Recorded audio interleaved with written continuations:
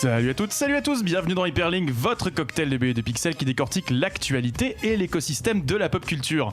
Cette semaine, on emboîte le pas au Chevalier Noir, dont on a parlé dans les grandes largeurs la semaine dernière, pour parler d'une autre saga,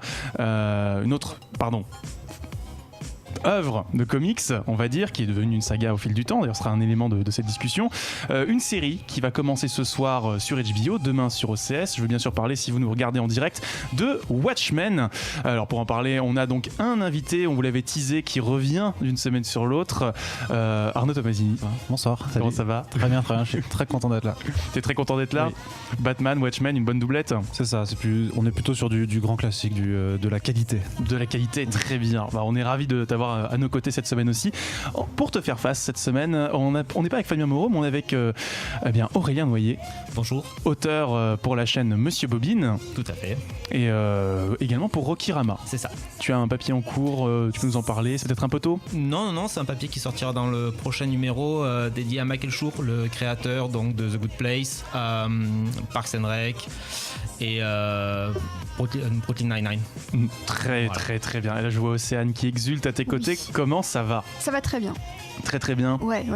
En jaune aujourd'hui ? En jaune, ouais, je rends hommage à ma préférée des Watchmen. Très bien. Et en face, on a quelqu'un qui exulte aujourd'hui, c'est Cédric. Ouais, salut. Ça fait quoi de rencontrer ton idole en vrai ? Un de mes idoles, ils sont plusieurs, ils sont multiples. Comme les Watchmen, ils sont multiples. Très bien. Donc, Cédric, tu es allé voir cette semaine, tu as lu, un petit manga. Ouais, un petit manga qui s'appelle Demon Slayer. Demon Slayer, tu vas nous en parler. Et toi, Océane, tu as vu une petite série ? Toute petite, aucun rapport avec ce dont on va parler aujourd'hui d'ailleurs. Absolument aucun. Donc, vous pouvez toujours nous suivre sur les réseaux sociaux, évidemment, au hashtag HPL sur Twitter et dans le chat sur Twitch. On salue Zero Race, on salue The Maniac, on salue Qui n'est des loutres et Yapa avec 1, 2, 3, 4, 5, 6 A. Bonjour tout le monde, vous pouvez évidemment partager avec nous vos remarques et vos questions. On reviendra dessus tout au long de l'émission. On tâchera d'y répondre. C'est parti pour la critique. Mais c'est de la merde! Alors, Cédric, on va commencer avec toi. Demon Slayer, un petit manga fantastique qui nous vient du Japon. Ouais, un petit manga. On va revenir sur la définition de petit. Manga qui monte malgré le silence des médias. Je vais faire cette blague toutes les semaines. Très bien. Alors, de quoi ça parle déjà Demon Slayer ? On va faire un résumé, j'espère assez bref. On est en plein début de l'art Taisho. On suit Tanjiro, un jeune adolescent qui possède un odorat hors du commun et qui est devenu le pilier de sa famille après la mort de son père. Donc, il doit s'occuper de ses 5 et 6 frères et sœurs. Il est parti livrer du charbon dans le village tout près de sa maison. Une tempête arrive, il peut pas rentrer, il revient le lendemain. Patatras, sa famille a été tuée, il sent une odeur de sang très, très fraîche, et à part sa petite sœur là, juste après lui, Nezuko, toute sa famille a été tuée par des démons qui sont des créatures plus ou moins humaines qui mangeraient de la chair humaine pour survivre. Donc c'est horrible pour lui, mais sa sœur est encore légèrement en vie. Il essaye de la ramener chez un médecin, et là le malheur arrive de nouveau. Nezuko n'est pas morte, mais elle est devenue elle aussi un démon. Donc ne sachant que faire, il arrive par miracle à la sauver en lui mettant un bout de bois en fait pour l'empêcher de mordre d'autres gens. Et il décide qu'il va devenir un pourfendeur de démons, une caste d'hommes qui a décidé d'ossir les viles créatures, et lui dans le but de trouver qui a transformé sa sœur en démon et s'il y a un moyen de la sauver. Donc voilà, on va suivre le parcours de Tanjiro et Nezuko, donc un duo très atypique. C'est un manga de Koyoharu Gotoge et c'est publié dans le grand magazine Shonen Jump depuis 2016 maintenant. Alors, comme tu nous le dis, c'est un manga publié dans Shonen Jump depuis 2016, un magazine de publication très populaire, de pré-publication très populaire, mais finalement qui suit un canevas assez précis, beaucoup de titres qui se ressemblent. Alors Demon Slayer est-il une exception ou une perle de plus à ce grand chapelet déjà bien complet? C'est un peu des deux, hein. On peut pas parler d'exception parce qu'il y a énormément de codes du shonen manga propres au Shonen Jump, donc des mangas pour adolescents garçons, mais le titre a quand même des qualités qui sont très propres. Donc déjà il a un scénario très simple, donc que je viens de vous dire, mais très efficace. on a souvent vu ce genre de postulat dans les shonen manga, mais là l'auteur amène une certaine sensibilité, voire une mélancolie dans l'œuvre. Par exemple, la force du héros en fait, qu'il va acquérir au fil de l'aventure ne lui sert pas à devenir le meilleur ou le plus fort, mais juste à protéger les faibles et trouver ce qui arrivait à sa sœur, donc dans un but de vengeance. Ce qui est quand même assez rare dans ce genre de shonen. Je vois surtout Full Metal Alchemist qui le mettait énormément en avant dans la quête principale du héros en tout cas. Ensuite, le duo formé par Tanjiro et Nezuko, super mignon, il est irrésistible. Les deux déjà sont très jolis visuellement, à chaque fois c'est très agréable de les regarder, mais les interactions entre les deux, Nezuko ne parle jamais et du coup tout se passe par son visage. Tanjiro lui est justement un grand frère très bien élevé, très poli, donc il y a une espèce de dualité très intéressante qui se joue sur ce duo. Et des effets comiques aussi peut-être. Ah bah il y en a plein. En plus de ça, donc le graphisme du titre qui est très particulier, là on voit la version animée, mais la version du manga fait vraiment penser à un mélange entre le style des années 90 qu'on pouvait trouver par exemple sur du Yu Yu Hakusho et un côté un peu estampe japonaise. Et donc ça donne un truc très étonnamment frais de nos jours, alors que c'est un style un peu rétro. Les combats, ils sont très bien maîtrisés, c'est ce qu'on attend dans ce genre de titre. Là, il y a une vraie bonne dynamique de cadrage, il y a une vraie tenue du trait dans ce genre de choses, et les attaques spéciales sont très intéressantes, elles sont représentées comme des estampes, donc on accroît encore plus le côté un peu on va dire rétro, le côté encore plus Air Taisho, Air Meiji dans lequel l'action se passe.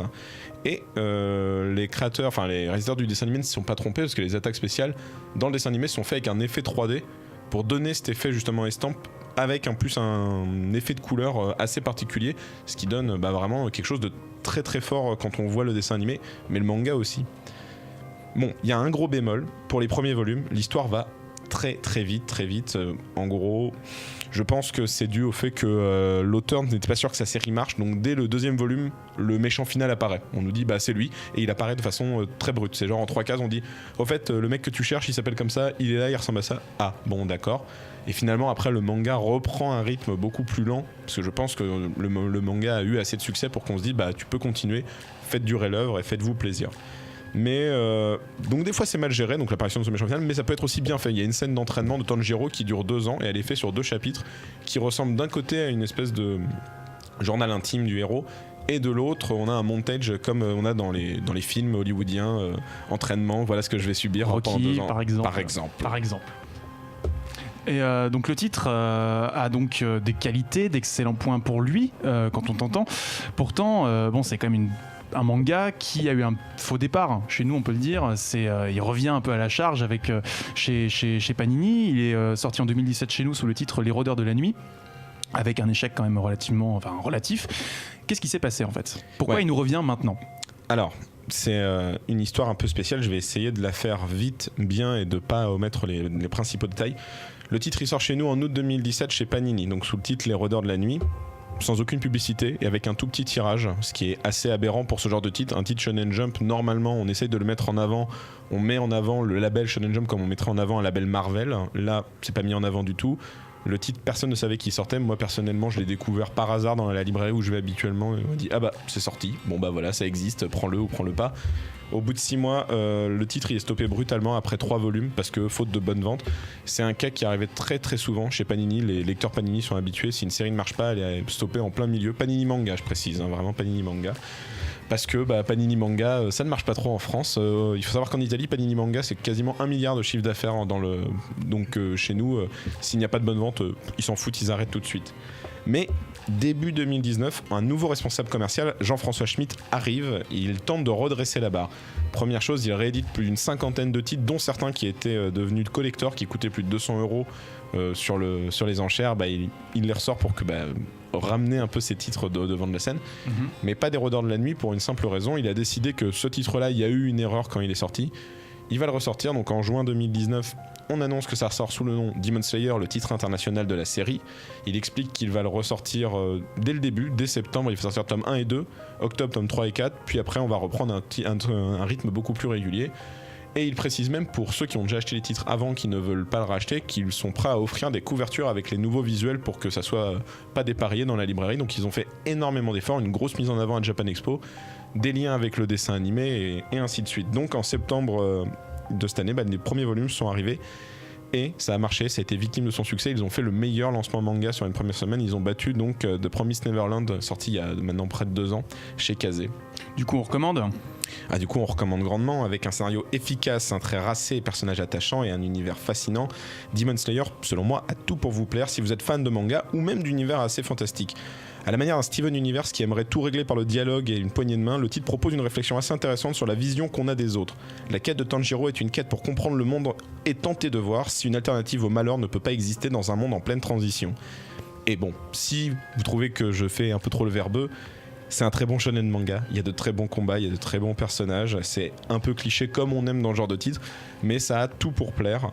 N'hésitez pas à acheter ce titre qui est littéralement revenu entre les morts grâce aux efforts de Panini pour proposer une édition à la hauteur de ce titre. Merci pour cette critique, tu as bien fait de le rappeler, c'est chez Panini Manga. Demon Slayer autour du plateau, est-ce que vous y êtes un petit peu frotté, essayé, est-ce que ça vous intéresse, est-ce que ça vous intrigue, Alors, Océane? ça m'intrigue, mais je connaissais pas du tout avant la critique de Cédric. Donc je crois qu'on est les deux seuls à s'y être frotté. Arnaud, peut-être? J'ai reçu le premier tome du coup à la rédaction, j'ai pas encore pu m'y plonger, mais j'étais au courant de ce lancement et de cette réédition justement de Panini suite au premier lancement qui n'avait pas marché. Donc si tu me dis que c'est bien, que c'est un bon shonen, je pense que je vais aller jeter un coup d'œil à ce premier tome déjà. Aurélien? Pas du tout, surtout n'habitant pas en France, je suis pas du tout l'actualité manga française. Par contre, le fait d'avoir des couvertures pour cacher les anciennes couvertures, je trouve ça très très satisfaisant. c'est plutôt sympa. C'est comme tu le dis, il suffit d'aller chez son libraire et puis on peut les changer. Mais même vous pouvez les demander via Panini. En fait, si vous avez un souci, vous pouvez demander via les réseaux sociaux. Je connais un auditeur de Mangaka qui m'a dit qu'il l'a reçu avec même une petite lettre disant merci à vous d'avoir soutenu le titre dès les débuts. Nous sommes désolés de ce couac éditorial et nous espérons que vous serez avec nous pour la suite. Alors, moi j'ai découvert la série avec l'animé sur Netflix du coup. Non, c'est pas sur Netflix. Non, si. sur Wakanim. Non, sur Wakanim. Bon, merci pour la correction. Mais je trouvais que justement il y avait peut-être, tu disais qu'il y avait beaucoup de rythme dans le manga, mais dans l'animé les ellipses sont peut-être un peu trop forcées par moment. Est-ce que dans le manga c'est un peu mieux géré? Comme je te disais, le début en fait c'est vraiment on va à 200 à l'heure. Ouais. Je trouve que la partie entraînement est vraiment bien gérée. Parce que l'animé ça va vraiment à toute vitesse. Ouais. J'ai pas regardé assez l'animé, je t'avoue, j'ai regardé les deux premiers épisodes pour me faire une idée graphiquement, mais moi je suis plus manga de base, je savais que le manga ressortait donc j'attendais de voir l'œuvre originale. C'est toujours compliqué quand on adapte un manga en animé parce qu'il y a un gros comité de prod derrière, il faut voir combien d'épisodes on va faire, qu'est-ce qu'on va adapter comme arc. On sait déjà qu'un arc mineur va être plus court va être adapté au cinéma. Donc avant une deuxième saison, il va y avoir un film qui est canon, parce qu'il rentre clairement dans le... C'est pas comme les films animés d'habitude où on fait une œuvre, tout finit bien à la fin. Là, non, c'est vraiment un des arcs du manga adapté directement en animé. Ça a très bien marché, mais le manga marche déjà très bien au Japon, parce que je pense que déjà, quand on fait un titre qui parle du Japon un peu médiéval, c'est peut-être grossier de dire ça vu l'époque à laquelle ça se passe, parce que l'ère Taisho c'était de 18 jusqu'à 26 de mémoire, donc c'était encore très récent, mais les Japonais ils aiment bien ce genre d'œuvre, et mine de rien le personnage principal il est très attendrissant. Je parlais de Steven Universe parce qu'il y a cette même bienveillance dans le personnage. C'est quand il tue ses ennemis, même si c'est des démons qui ont tué d'autres gens, il fait une prière à leur âme et il essaye toujours de voir que ces gens ont été humains avant et qu'il y avait quelque chose peut-être. Ils n'ont pas complètement été perdus. Merci beaucoup pour cette critique. Effectivement, c'est peut-être l'un des éléments importants qu'il faut souligner, c'est que la violence c'est peut-être une discussion qui n'a pas eu lieu dans ce genre de série, et c'est plutôt réjouissant. La comparaison avec Fullmetal Alchemist à ce titre, on peut dire c'est assez pertinent. Sur le chat, je vois The Maniac qui souligne effectivement que Kimetsu no Yaiba est un sacré succès au Japon, et Zero Race qui salue je crois ton jeu de mots sur le retour depuis les morts. On va faire une petite pause si vous le voulez bien. On va s'écouter tout simplement l'opening de Demon Slayer interprété par Lisa et qui s'intitule Gurenge. A tout de suite. De retour dans Hyperlink, votre cocktail de bulles de pixels, toujours avec Océane et Cédric, mais surtout avec Aurélien et Arnaud. Comment ça va ? Ça va toujours très bien. Toujours très bien, pause musicale appréciable. Je suis pas ultra fan des génériques d'animé, mais je suis éclectique, donc il n'y a pas de souci.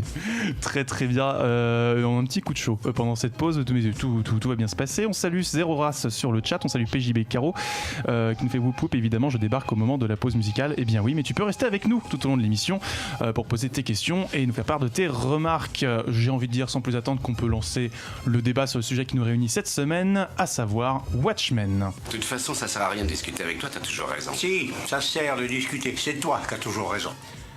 Alors Watchmen, on a eu un film en 2009 qui a été peut-être la porte d'entrée dans l'histoire pour beaucoup de monde, mais on va partir de l'œuvre originale que tu vas nous présenter rapidement, Océane, s'il te plaît. Non, tu peux la présenter bien. Prends tout le temps qui s'impose. Tout à fait. Donc Watchmen, c'est un comics qui est écrit par Alan Moore, dessiné par Dave Gibbons et colorisé par John Higgins, qui est paru entre 1986 et 1987 chez DC Comics. Le comics se déroule en 1985. On est dans une uchronie dirigée par Nixon qui en est à son 3e mandat en tant que président des États-Unis. La guerre froide menace. On est à minuit moins 5 avant l'apocalypse sur l'horloge des grands scientifiques de cette époque. Et il s'avère que l'ancien leader d'une équipe de vigilantes qu'on appelle les Watchmen se fait tuer. Donc effectivement, le comédien Eddie Blake se fait tuer. On ne sait pas par qui, on ne sait pas pourquoi. Toujours est-il que son ancien collègue Rorschach, voilà, je dis comme ça parce que je me foire à chaque fois, bref, décide d'enquêter sur sa mort et découvre au fur et à mesure une conspiration qui pourrait bien menacer non seulement les autres Watchmen, mais aussi le monde entier. Et de là par 12 numéros, comme le nombre de numéros sur une horloge, 12 numéros, au fur et à mesure desquels on apprend le passé des Watchmen et le futur de l'humanité qui est en jeu. Est-ce que ça vous paraît complet, Cédric? Je te vois faire la moue. Non, je me dis, c'est très bien résumé parce que Watchmen, c'est une œuvre tellement dense qu'on peut très vite se perdre en disant ça c'est important, il faut que je le mette. Et je trouve qu'elle a très bien épuré pour amener juste l'intrigue. Voilà. On peut dire que c'est un récit choral, donc on a vite fait de s'y perdre. Récit qui nous vient de deux personnes, Alan Moore et Dave Gibbons. Tout simplement, je vous pose but en blanc, qui sont ces gens? Arnaud, peut-être. C'est à moi. Oui, on commence. La caractéristique, enfin, je pense que ce qu'il faut retenir surtout d'eux, c'est que ce sont des Britanniques et pas des scénaristes ni dessinateurs américains, et qui font un peu partie de cette vague d'auteurs et dessinateurs qui ont été repérés par les États-Unis pour faire un peu ce qu'on appelle la British Invasion. Et Alan Moore, notamment à cette époque-là, qui avait déjà commencé à rédiger avant pour des personnages DC Comics comme, DC qui allait devenir Vertigo comme Swamp Thing par exemple, ou Marvelman chez Marvel, Miracle Man. En fait, c'était quelqu'un qui voulait redonner des lettres de noblesse aux super-héros parce qu'il trouvait que les comics de super-héros c'était quelque chose d'un peu désuet, un peu pour les jeunes, et qu'il n'y avait pas trop de fond derrière tout ça.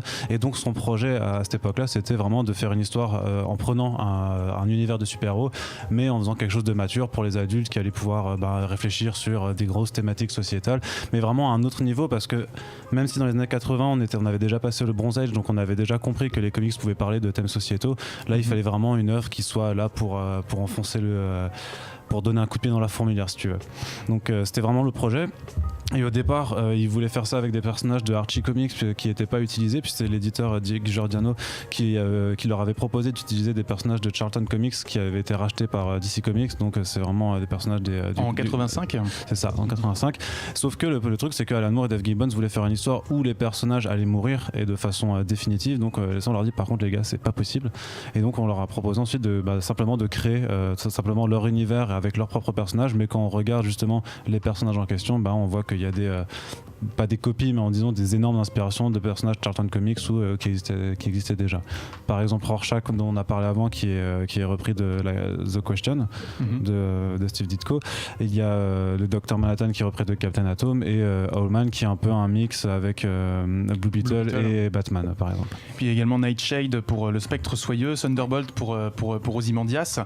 Des personnages qui quand même, mine de rien, sont quand même très marquants. Je te vois, Océane, c'est un récit centré sur ces personnages. Complètement. En fait, l'œuvre, on a 2 chapitres par personnage, donc ça commence forcément avec le comédien. On a ensuite tout un chapitre qui est consacré uniquement au Dr Manhattan.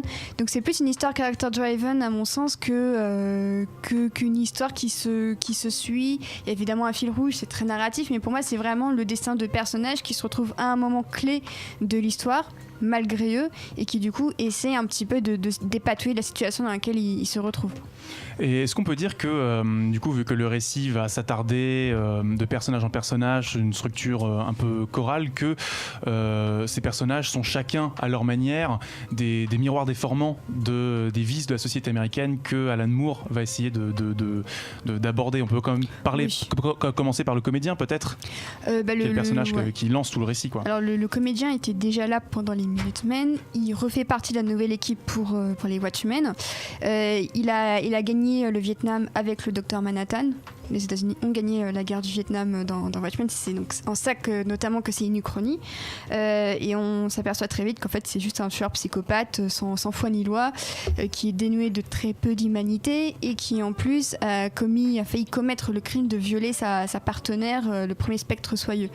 Donc de base, Alan Moore te dit en fait celui dont tu penses qu'il a sauvé ton pays, à côté c'est un violeur qui n'hésite pas à tuer une femme enceinte au Vietnam. C'est-à-dire qu'il n'a aucune humanité. Il veut protéger l'humanité, mais il n'en a aucune au fond. Cédric ? Elle a raison, mais en plus de ça, c'est plus qu'une critique de la société américaine, c'est aussi une critique de la société américaine vue dans les comics. C'est-à-dire que quand Moore il propose cette œuvre, le concept c'est de se dire donc c'est vraiment ça les super-héros, c'est existé dans la vraie vie, c'est ça, parce que globalement on t'explique que c'est des keufs qui ont mis des costumes parce que les méchants, des mecs qui ont commencé à mettre des costumes. Donc si on enlève Dr Manhattan qui dans l'histoire c'est le seul personnage qui a des pouvoirs parce qu'il a subi une catastrophe scientifique, blablabla, on l'enlève lui. Ce sont tous, comme elle a dit au début, des vigilantes, donc c'est tous des Batman en fait. Donc ça questionne vraiment ce concept de un mec qui met un costume, donc qui se cache aux yeux de la loi, qu'est-ce qu'il peut faire s'il n'a s'il a toute liberté de faire ce qu'il veut, parce qu'au début en tout cas le gouvernement avant le début du comics le gouvernement approuvait les actes des vigilantes jusqu'en 77. Et donc c'est d'où le premier groupe de super-héros dont on a parlé, les Minutemen, qui justement a fait ses premières armes juste à l'après-guerre en fait. Tu te poses ces questions de alors ces mecs-là, qu'est-ce qu'ils font exactement? Ils veulent faire le bien, ok, mais des fois ils peuvent complètement péter un plomb. Dans le comics, on nous explique que l'un des derniers Minutemen encore en vie est à l'asile parce qu'à force de se mettre ce costume de mythe, il a pensé devenir vraiment une mythe. Le comédien, lui, c'est un peu différent parce que effectivement, c'est plutôt une représentation du GI en fait. Donc, il incarne complètement ce que le soldat américain pouvait être à une époque. Il a dit il arrivait en héros victorieux, mais en fait il avait fait des atrocités. Mais le comédien est complètement au courant de ce genre d'action. Ce qui est intéressant, c'est que Moore, comme c'est une uchronie, en fait, se permet de réécrire l'histoire comme il a envie. Donc par exemple, on nous fait comprendre très largement que le comédien est peut-être en tout cas il est dans l'assassinat de Kennedy.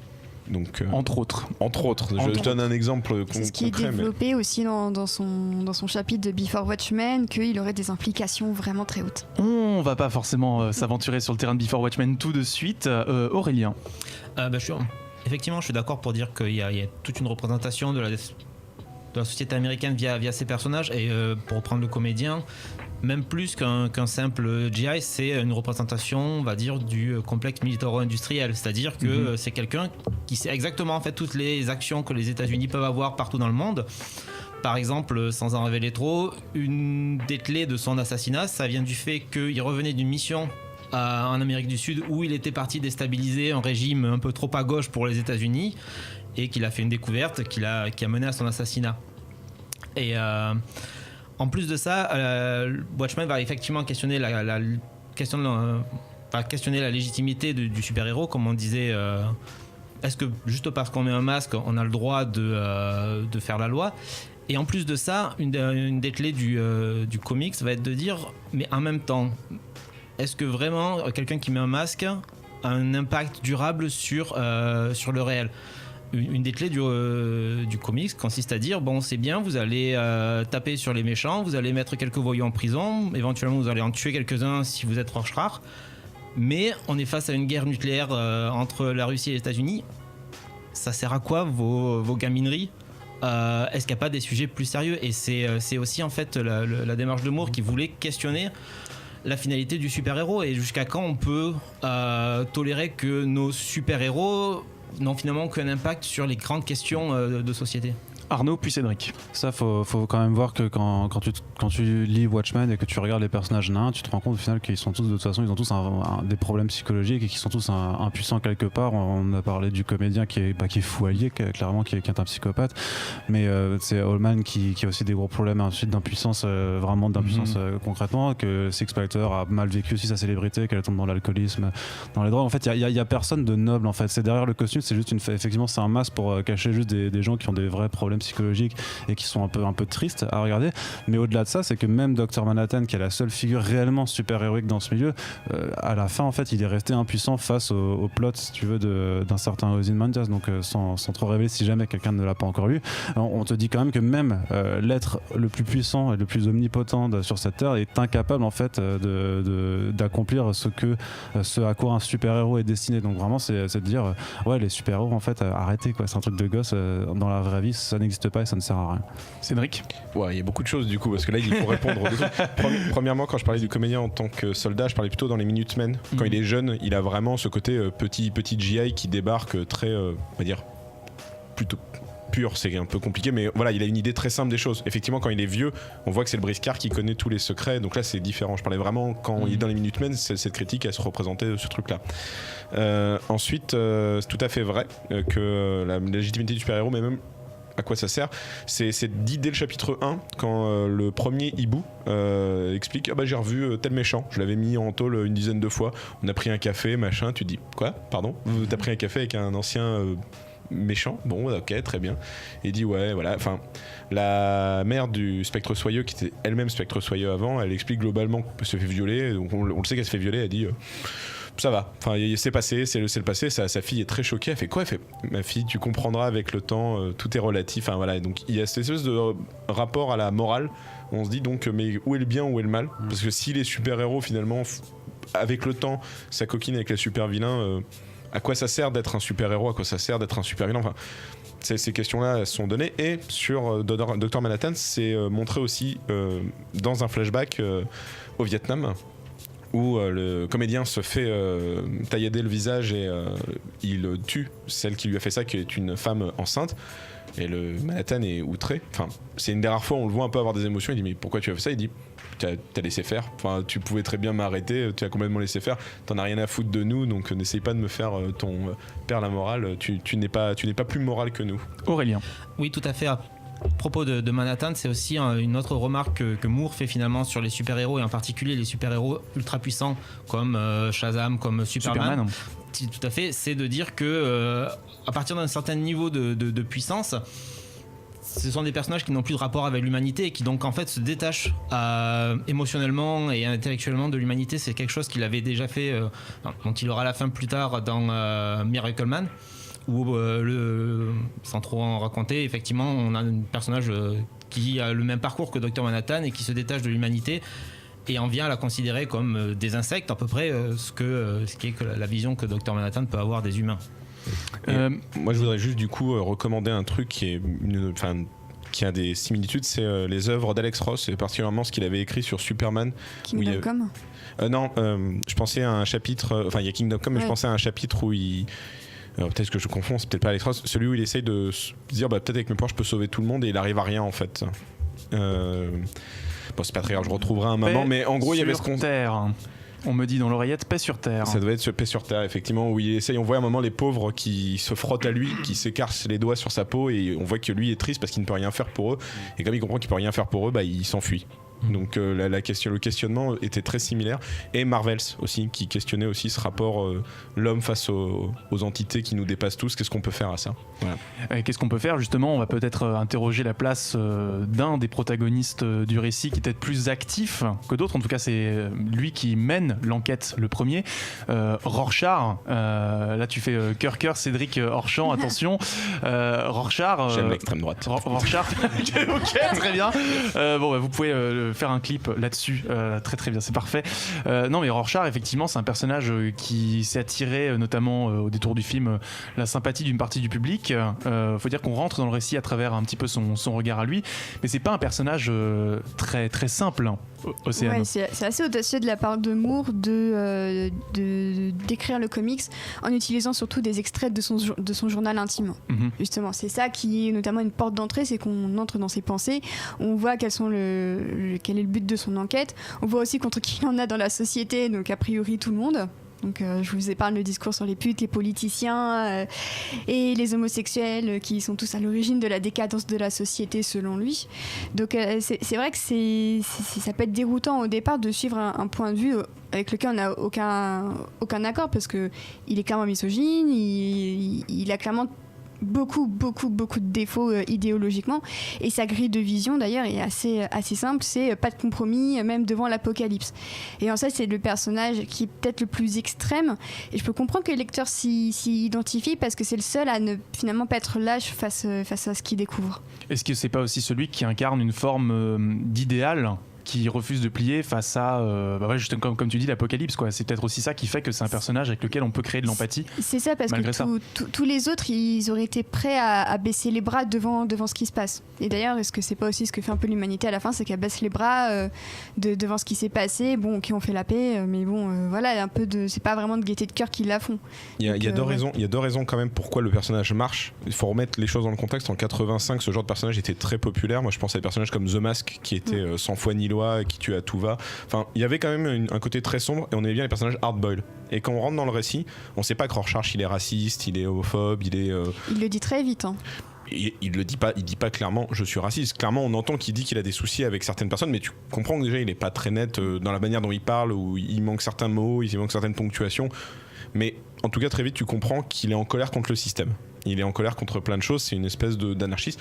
Mais comme beaucoup vraiment je pense à tous les polars, les trucs hardboiled, en fait c'est vraiment à partir du chapitre 2-3 que tu te dis ok, il est quand même un peu borderline, mais quand le premier chapitre arrive, tu le suis mener son enquête dans les bas-fonds des cités, il castagne des mecs dans des bars, enfin ça me semble pas plus fou que certains trucs de Dick Tracy en fait dans la structure. Donc quand tu commences à lire le comics, tu te dis ok, c'est lui le héros, c'est cool, il est un peu sombre, il est un peu dark, mais c'est le seul qui fait encore des trucs, tout le monde a abandonné, il y a pas lui. Et plus tard tu te dis ouais ok, bon il est pas cool, mais il abandonne pas, comme tu dis, il n'abandonne jamais. Donc je pense que comme t'as appelé le lecteur dès le début, tu peux pas en fait, le lecteur s'il ne croit plus en... Si tu suis même plus ce personnage-là, tu suis qui en fait? Qu'est-ce que tu fais? Alors avant de donner la parole à Océane, juste j'aimerais citer Corentin Yogsotot sur le chat qui nous dit qu'apparemment le coup du cahier est inspiré par Arthur Bremer, le vrai tireur qui a inspiré Travis de Taxi Driver, d'où la proximité entre le Joker de Phoenix et Rorschach observée par pas mal de gens. Voilà. Ouais. Océane. En fait, Rorschach, c'est un peu le hungry white male qui écouterait Nanny Fitness au premier degré sans comprendre ce qu'il y a derrière. Et ce qui est intéressant aussi, c'est que quand on découvre son passé, qu'on comprend pourquoi il a mis un masque, là il dit des choses intéressantes sur le système judiciaire, sur la police aussi. C'est à travers lui qu'on comprend pourquoi la police est aussi méprisée. Et c'est vrai que l'événement qui le traumatise, moi pareil, quand j'ai lu, j'étais quand même sonnée. Et Moore lui donne quand même une backstory très humaine d'un mec qui perd les pédales parce qu'il voit que la société perd les pédales et qu'elle est prête à ignorer complètement que des pédophiles se baladent dans la rue et qui butent des jeunes filles. Et ça, c'est vrai que c'est un acte très fort de départ parce qu'il perd son innocence aussi en voyant cette jeune fille assassinée. Et je pense que ça c'est vraiment le basculement du personnage, et c'est ce qu'il explique très bien lorsqu'il fait face au psy qui lui montre les cartes de Rorschach, et qui, au fur et à mesure, on comprend que derrière le dessin, il y a un événement de sa vie qui l'a mené à être ce qu'il est. Aurélien? Oui, concernant le personnage de Rorschach, il y a quelque chose qui est très un peu ironique en fait dans la démarche d'Alan Moore, qui est quelqu'un qui est ouvertement d'extrême gauche, d'obédience anarchiste. V pour Vendetta, c'est définitivement un comics anarchiste. Et le personnage de Rorschach lui-même est inspiré, comme on le disait, d'un autre personnage des Charlton Comics, qui était The Question, créé par Steve Ditko. Et dans la démarche de Steve Ditko, lorsqu'il a créé The Question, c'était vraiment de faire un super-héros objectiviste, inspiré par la philosophie d'Ayn Rand. Donc une philosophie très à droite, très individualiste, où il y a le bien et le mal, pas de frontière entre les deux, enfin une frontière imperméable entre les deux. Et donc la démarche de Moore, c'était de reprendre ce super-héros, cette logique-là, et de voir jusqu'où elle pouvait aller, et d'en voir en fait toutes les faiblesses. Mais ce qui est assez intéressant, c'est qu'il va pas chercher non plus à le présenter comme un monstre. On le verra, en fait, ça sera un personnage très ambigu, mais Moore s'autorise aussi à lui donner une certaine humanité et n'impose pas ses propres convictions en tant qu'anarchiste sur un personnage destiné à être plutôt très à droite. On peut le dire que Watchmen, c'est une œuvre qui est quand même qui joue de cette ambiguïté-là justement, et qui n'essaye pas d'imposer peut-être un spectre moral ou une grille de lecture morale sur le récit. Cédric, il me semble. Non, mais t'as complètement raison, parce qu'on parle de Rorschach depuis tout à l'heure.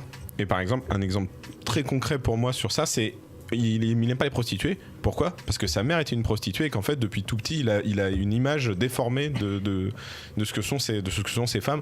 Donc est-ce qu'il est amoral ?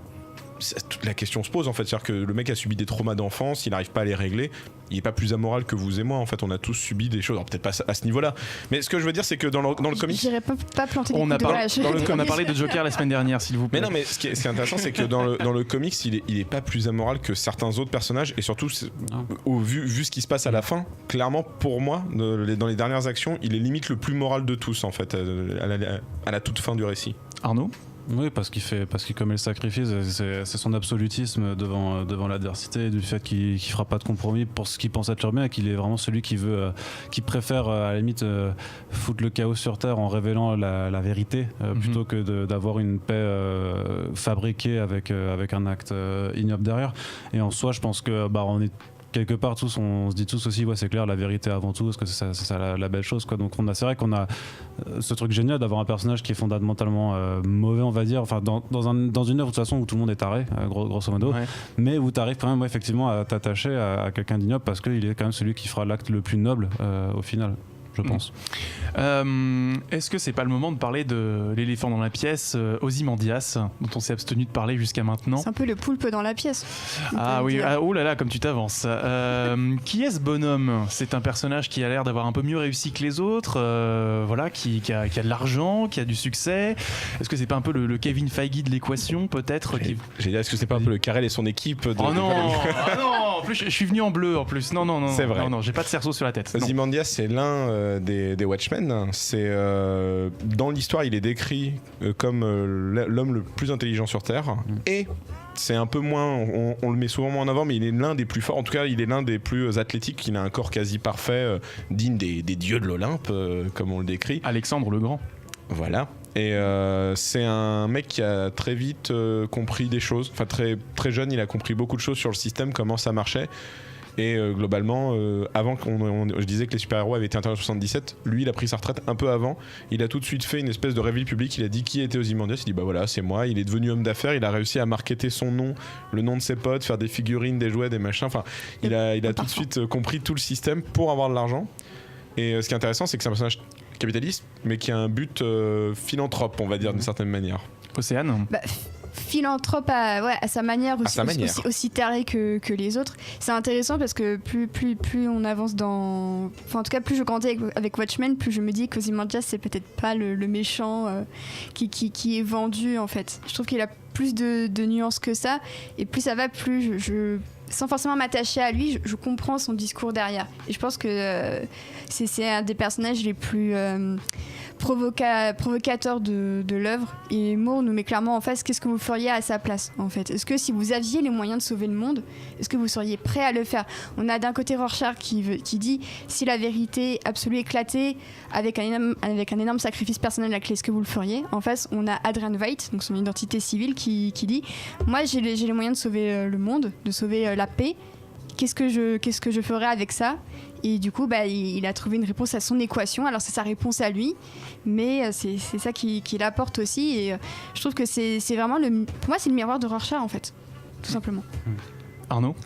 Non, justement pour ajouter que dans son entreprise de businessman et du fait de vendre des figurines avec des super-héros, enfin tout le côté marketing, enfin c'est aussi un des aspects critiques d'Alan Moore sur ce que sont les comics de super-héros, qui sont effectivement des usines à marquer, enfin que les boîtes qui produisent ça, les éditeurs en fait font des produits dérivés, enfin il y a une énorme critique de ce qu'on peut dire du super-héros, des éléments qui sont repris bien plus tard par des gens comme Garcenis dans The Boys aussi, qui fait aussi une critique très, très acide de cette façon de voir le super-héros.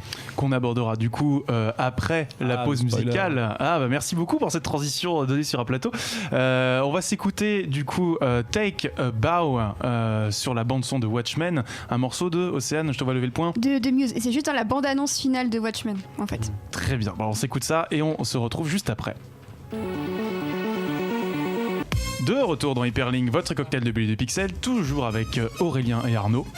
Oui, toujours. J'ai hésité, je voulais partir, mais en fait je suis resté. Super. Cédric, t'as voulu partir toi aussi? T'es plus près de la porte, hein. Moi je suis enchaîné. Ah oui, oui, effectivement, j'ai le héros juste ici. Océane. Non mais il y a Muse, hein, donc moi ça me va, je reste. Parfait, très bien. Alors, on est d'accord que Black Cause and Revelation c'est le meilleur album? C'est tout à fait le meilleur album. C'est tout à fait le meilleur album. Alors on peut débattre ou... Ouais, vas-y. Non. Alors, sur le chat, on nous a demandé si d'ailleurs ce morceau Take a Bow avait un rapport avec Green Arrow. Non, c'est un rapport avec Rihanna. Voilà. J'ai envie de dire qu'on est parti parti pour la deuxième moitié du débat avec un élément de transition qui est quand même relativement, ma foi, sympathique. Ozymandias et sa solution pour l'humanité, qui est peut-être la clé de voûte de l'œuvre. Tu as mentionné un poulpe tout à l'heure. Est-ce que tu peux nous en parler un petit peu ? Eh bien, c'est simple. En fait, la solution d'Ozymandias, c'est assez simple. C'est qu'il va faire croire au monde entier qu'un poulpe alien a décidé de débarquer sur New York pour exterminer la ville.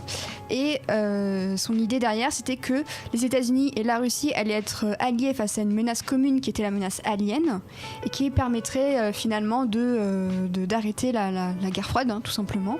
Le petit plot twist, c'est qu'en fait, l'alien n'en est pas un, et le poulpe, en fait, est le résultat de manipulations génétiques qu'il a menées avec une équipe de scientifiques au nez et à la barbe du docteur Manhattan. Et d'ailleurs, l'une de ses productions génétiques, c'est son animal de compagnie, qui est un très bel... Enfin, je sais pas quelle espèce c'est. Il dit que c'est un mélange entre un lynx et je sais plus quoi d'autre. Voilà. Enfin, c'est un lynx marrant. Voilà, donc grosso modo, il aime jouer avec la génétique et il a décidé d'utiliser ça pour réconcilier le monde de manière extrêmement sanglante. Mais du coup, dans quoi est-ce que cette résolution, qui n'en est peut-être pas une, enfin qui en est une ou pas selon qu'on se positionne, le lecteur est libre de ça, illustre la démarche de Moore, la démarche critique de Moore au sein de l'œuvre? Alors, moi je voulais juste mettre une précision dans le plan d'Ozymandias, c'est que ça marche, mais il faut pour ça un truc, il faut se débarrasser de Manhattan. Parce que si Manhattan est présent, en fait Manhattan il est américain, c'est un homme américain à la base, donc pour la tête de tout le monde dans l'histoire, il est du côté américain, il a aidé au Vietnam, voilà. Donc c'est pour ça que les tensions guerre froide sont très tendues, mais ça n'a jamais passé le cap parce que Manhattan est là comme barrière. Et le plan du poulpe marche à 100% s'il n'y a plus Manhattan. En fait, s'il n'y a plus que des humains, s'il n'y a plus de Dieu dans l'équation, ça marche. Donc il faut se débarrasser de Manhattan. Donc en plus, il a tout un plan où il donne le cancer à tous ceux qui ont approché de près ou de loin Manhattan. Oui, on va spoiler sévère là, attention. Oui. Pour globalement faire croire que Manhattan, comme il est un très beau bleu irradiant, il a complètement irradié ses proches. Ce que Manhattan croit également d'ailleurs. Hein, et ce qui montre d'ailleurs étonnamment la limite d'un être semi-omnipotent qui n'arrive pas à voir le poteau rose. Et donc ce qui amènera la fin de Manhattan, qui même s'il a compris qu'il a été berné, il partira parce qu'il a compris que même pour que ça marche, cette paix, il faut qu'il ne soit plus là, il faut qu'il soit devenu l'ennemi de tout le monde, quoi. Arnaud ? Oui, après il s'en va dans l'univers DC Comics. Oui. Alors, et c'est lui qui va créer toutes les terres parallèles de l'univère DC. Le New 52, c'est vachement bien. C'est vrai, ça je savais pas du tout que c'était Manhattan. Il y a tout un gros délire là-dessus, mais on en parlera peut-être un petit peu après.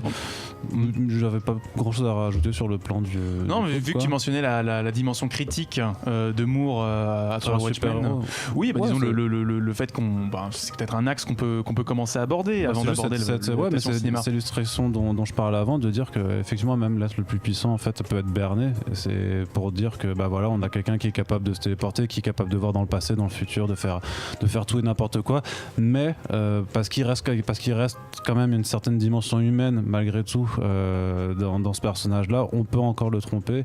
Et la conclusion, c'est de se dire que même ce genre de personnage dont on raffole dans les comic books américains, au final, sont désuets. Pour revenir sur la question du poulpe, je voulais préciser que c'était quand même un élément qui a toujours beaucoup perturbé les fans dans la mesure où c'était un élément presque fantastique qui débarquait au milieu du récit. Jusque-là, on avait vraiment uniquement le Dr Manhattan dont l'origine était expliquée lors de l'épisode qui lui était dédié. Et soudain, on avait une espèce de poulpe géant, télépathe en plus, qui détruit New York. Et lorsqu'on apprend en fait son existence, lorsqu'on suit Rorschach et le hibou qui apprennent l'existence et lorsqu'ils sont face aux Ozymandias, leur première réaction c'est mais non, on va t'arrêter. Et Ozymandias leur répond mais vous croyez quoi, je suis un vilain d'un vieux serial des années 30, mais je l'ai fait mon plan, donc si je vous en parle c'est que c'est trop tard. Et énormément de lecteurs pendant longtemps se sont dit cette fin quand même elle est un peu tirée par les cheveux, à quoi elle sert, etc. Et je pense qu'en fait on peut pas la comprendre si on n'essaie pas d'analyser la démarche plus profonde de Moore sur ce que représente le poulpe pour lui. C'était un peu ce que j'ai essayé de développer justement dans le Monsieur Bobine que je lui avais consacré, où pour Moore le poulpe en fait c'est une solution qui repose sur l'imaginaire. Et il y a une citation de Moore dans le documentaire qui lui est dédié, The Mindscape of Alan Moore, où il dit « Moi, en tant qu'auteur, j'écris pas des mensonges, j'écris de la fiction. » Et le poulpe, en fait, ça représente ça, c'est-à-dire je vais créer une fiction, enfin du moins Ozymandias va créer une fiction, va créer une histoire à laquelle l'humanité va pouvoir se rattacher et va croire parce qu'elle sera pas forcément crédible, mais elle va faire sens par rapport à tout l'imaginaire qu'on peut avoir, qui est hérité notamment de Lovecraft, qui est hérité d'énormément de légendes ancestrales. Et c'est pour cette raison en fait que le poulpe va marcher, du moins est censé marcher dans l'univers de Watchmen. Cédric ? Eh ben, cette citation, en plus, moi qui suis très fan de M. Bobine, je la connais bien, c'est qu'il précise la nuance est très subtile et je peux comprendre que si on n'est pas adepte de ce genre de réflexion, on ne la comprenne pas. Pendant longtemps, je ne comprenais pas exactement la nuance et récemment, je pense avoir compris, c'est que globalement, la nuance tient au simple fait du mensonge, enfin de qu'on y croit ou pas. C'est à partir du moment où tu sais que la fiction n'en est qu'une, c'est là que ça devient un mensonge à tes yeux. La fiction, elle a ce pouvoir sur toi si tu penses qu'elle existe. En fait, la différence entre le mensonge et la fiction, c'est juste la croyance que les gens ont dans ce fait. Donc le poulpe, il est une œuvre de fiction pure à partir du moment où l'humanité y croit. Donc c'est pour ça que finalement les Watchmen disent ok, t'as gagné, ton plan était horrible, t'as tué des gens, mais t'as amené une paix et on n'a rien pu faire, donc t'as gagné. Et Rorschach est le seul qui dit mais non, c'est un mensonge, moi je sais la vérité, c'est un mensonge. Et hors de question de pas de compromis. Pas de compromis. C'est-à-dire qu'on ne peut pas créer une paix basée sur du mensonge. Et les autres disent c'est pas un mensonge vu que c'est vrai. Et tout le débat final est là. Et Rorschach dit en gros, si vous voulez m'arrêter, ça sera ma mort. Et donc Manhattan, malencontreusement, le tue, il hésite. Et Rorschach enlève son masque et lui dit fais-le, pas de compromis. Et donc il va jusqu'au bout de la démarche. Aurélien ? Tout à fait, et en plus de ça, cette démarche cette différence entre la fiction et le mensonge, c'est aussi quelque chose que Moore a réutilisé plus tard dans d'autres de ses œuvres, comme dans Prométhée ou même dans le plus récent Providence, où on a encore une fois une histoire en fait qui va prendre le pas, qui va prendre de l'ampleur au sein de l'humanité et qui va à la fin changer le monde. C'est quelque chose qu'il aime bien réutiliser dans pas mal de ses histoires. C'est ce qu'il appelle la magie inhérente à l'art, c'est-à-dire le fait qu'on convoque des symboles et des mythes qui permettent qui sont des interfaces entre la fiction et le réel et qui permettent d'agir dessus. C'est ça. Et c'est une des premières fois dans l'œuvre d'Alan Moore où il l'utilise avec Watchmen et qu'après il développera de façon beaucoup plus consciente dans le reste de ses comics. C'est une profession de foi en fait. Disons qu'à l'époque, je pense que c'était pas aussi conscient de sa part. C'est quelque chose dont il a pris conscience en écrivant Fromel, que vraiment la magie c'était de l'art et qu'il devait en fait être très responsable vis-à-vis des histoires qu'il écrivait, de sorte à ce que son action sur la psyché de ses lecteurs soit du moins responsable vis-à-vis de ses propres idéaux. Mais dès Watchmen, c'était déjà effectivement en germe, peut-être de façon moins consciente qu'après. Alors on a posé la question maintenant pourquoi le poulpe, maintenant on va poser la question pourquoi pas le poulpe, parce qu'on a quand même mentionné le fait que pour beaucoup de monde il y a eu un film en 2009 signé Zack Snyder qui a servi de porte d'entrée dans l'histoire. C'est pas un film qui a été facile à faire. Joel Silver en 86 qui commence à travailler dessus chez la Fox, puis ça atterrit chez Universal avec David Hayter, notre bien-aimé Solid Snake qu'on salue, et auteur de X-Men 1 et un petit peu de X-Men 2 aussi. Et oui, je l'ai placé. Comment Zack Snyder arrive sur ce projet ? Parce que 300, déjà c'est aussi simple que ça. C'est-à-dire il adapte un comic books, c'est un graphic novel, c'est pour dire comic books pour aller plus vite. Il adapte un comic books de Miller. On reviendra sur la distinction après, effectivement. De la BD. Donc il fait une adaptation de BD d'un comics réputé pour être pas facile à adapter. Il s'en sort bien ou pas bien, chacun de juger, mais globalement, visuellement, ça rend cool. Et les producteurs ils disent waouh, ça rend trop cool. Et ça fait des bonnes bandes-annonces aussi. Si tu veux pas faire notre autre truc pas trop adaptable avec le bonhomme bleu et tout, et il dit ok, parce que why not, il aime bien. Non mais enfin voilà, c'est-à-dire que je recommande pour le coup le podcast Human Adaptation Club où ils en parlent et ils disent très gentiment que Snyder est légèrement un gentil teubé. Disons que Snyder c'est un objectiviste qui rejoint le courant de pensée d'Ayn Rand notamment, et d'ailleurs l'un de ses prochains films ça va être une adaptation d'un bouquin de Ayn Rand a priori. La source vive. Voilà, donc il voulait apparemment vraiment que ça ait du poil à gratter, donc voilà. Et du coup sur Watchmen en fait c'est pour simplifier à l'extrême, c'est un mec un petit peu de droite qui adapte le bouquin d'un mec anarchiste, Beaucoup de vegan, gauche. tout ce que tu veux, et beaucoup de gauche. Et du coup, forcément, la fusion, par moment, elle est brillante. Il faut bien l'avouer, et on en parlait tout à l'heure, mais les effets spéciaux restent encore impeccables 10 ans après. En mise Puis en le scène, générique, hein. Le générique est parfait. le générique aussi, il y a ça fourmille d'idées. Mais politiquement, le choix de retirer le poulpe de l'équation, ça reste un choix politique qui a beaucoup déçu parce que ça trahissait un petit peu ce que justement Moore voulait faire avec ce poulpe. En le remplaçant par l'énergie du Dr Manhattan, on revient à quelque chose d'un petit peu plus terre à terre et qui rejoint Ce qui est quand même l'idée- déjà un peu dans le Ouais. comics, hein, ce que je disais. Il y Oui. a quand même ce délire qu'il a manipulé les foules pour faire croire que Manhattan, il était radioactif, il faisait des trucs. Enfin, Oui. les scénaristes ne font que accentuer ce que le comics amène un tout petit peu. Mais est-ce que c'est une trahison politique ou économique? C'est un peu les deux. Parce que le poulpe à l'époque, ça aurait été compliqué, je pense, à faire pour que ça rende aussi bien. C'est pas impossible à faire un poulpe. C'est pas impossible, je dis pas que c'est impossible, c'est juste que je pense que ça aurait dû coûter beaucoup d'argent et ça aurait été peut-être, comme il disait, très bizarre en fait à voir à l'écran. Arnaud. J'essaie d'en placer une. Non, je pensais que c'était pas aussi juste une économie scénaristique vis-à-vis du grand public, puisqu'on est quand même dans une adaptation d'une œuvre qui est très riche, très dense, et déjà que même si l'œuvre fait beaucoup de case par case, adapter toute l'intrigue secondaire des scientifiques qui disparaissent pour amener vers la création de cette bête et faire apparaître la bête, je sais pas s'il y avait le temps de le faire, et sachant que même dans la BD elle est au final assez diffuse, et c'est vrai que tu mentionnais que ça peut paraître un peu surprenant parce que en fait tu vois que les points sont placés, donc quand tu relis Watchmen tu fais ah oui mais en fait tout était écrit. Ça aurait été sûrement plus compliqué de le faire dans le film, et peut-être que pour le grand public et pour les studios qui sont quand même parfois frileux aussi à avoir des idées un peu trop riches quand ça vient d'un comics, c'était plus simple de dire regardez on a un grand méchant, le mec en bleu qu'on a vu pendant tout le film, en fait c'est lui qu'on va faire passer pour grand méchant, plutôt que d'avoir encore un autre plot qui arrive dans un film qui est déjà bien long. Mais est-ce que c'est pas aussi dû au script de David Hayter, hein, qui date de 2001 et qui du coup a été sans doute écrit à une période où la vraisemblance était beaucoup plus importante pour un film de super-héros par rapport à aujourd'hui? si, Avant si. de te donner la parole, Aurélien. Tu le vois juste sur un autre film, c'est un très grand chef-d'œuvre, Les 4 Fantastiques et le Surfeur d'Argent, où il y a Galactus qui doit apparaître et tu ne vois jamais Galactus. Enfin, C'est tu un vois une nuage. espèce de vieux nuage, parce que on se dit oh là, qu'est-ce que tu vas faire? Tu peux mettre un géant avec un casque de coléoptère en violet dans C'était le ciel. quoi. très bonne idée en plus. Ouais. Et Aurélien, Et- pardon. Effectivement, sur le choix de David Hayter de pas mettre le poulpe, il a lui-même avoué. Ah, on sait que c'est lui, d'accord. Ah oui, il l'a dit clairement. Lorsque j'ai dû travailler sur une adaptation, à un moment, j'ai essayé d'intégrer le poulpe parce que j'essayais d'être le plus fidèle possible, mais ça collait pas. Effectivement, son expression lui, c'était qu'en fait, les spectateurs acceptent une certaine dose de magie ou de fantastique dans un film, et il y avait déjà un élément fantastique avec le Dr Manhattan, et il s'est dit si je rajoute le poulpe à la fin, mais je vais perdre tous mes spectateurs, donc j'ai dû trouver une alternative. Et ça a été en fait sa démarche. Après, le travail d'adaptation qui a été fait par Zack Snyder et son scénariste Alexei, ça a été essentiellement de reprendre les idées et l'adaptation de David Hayter et de les retransposer dans les années 80, puisque l'adaptation de David Hayter se situait au début des années 2000, voilà. Ça aurait été compliqué après le 11 septembre d'avoir un script à l'époque contemporaine.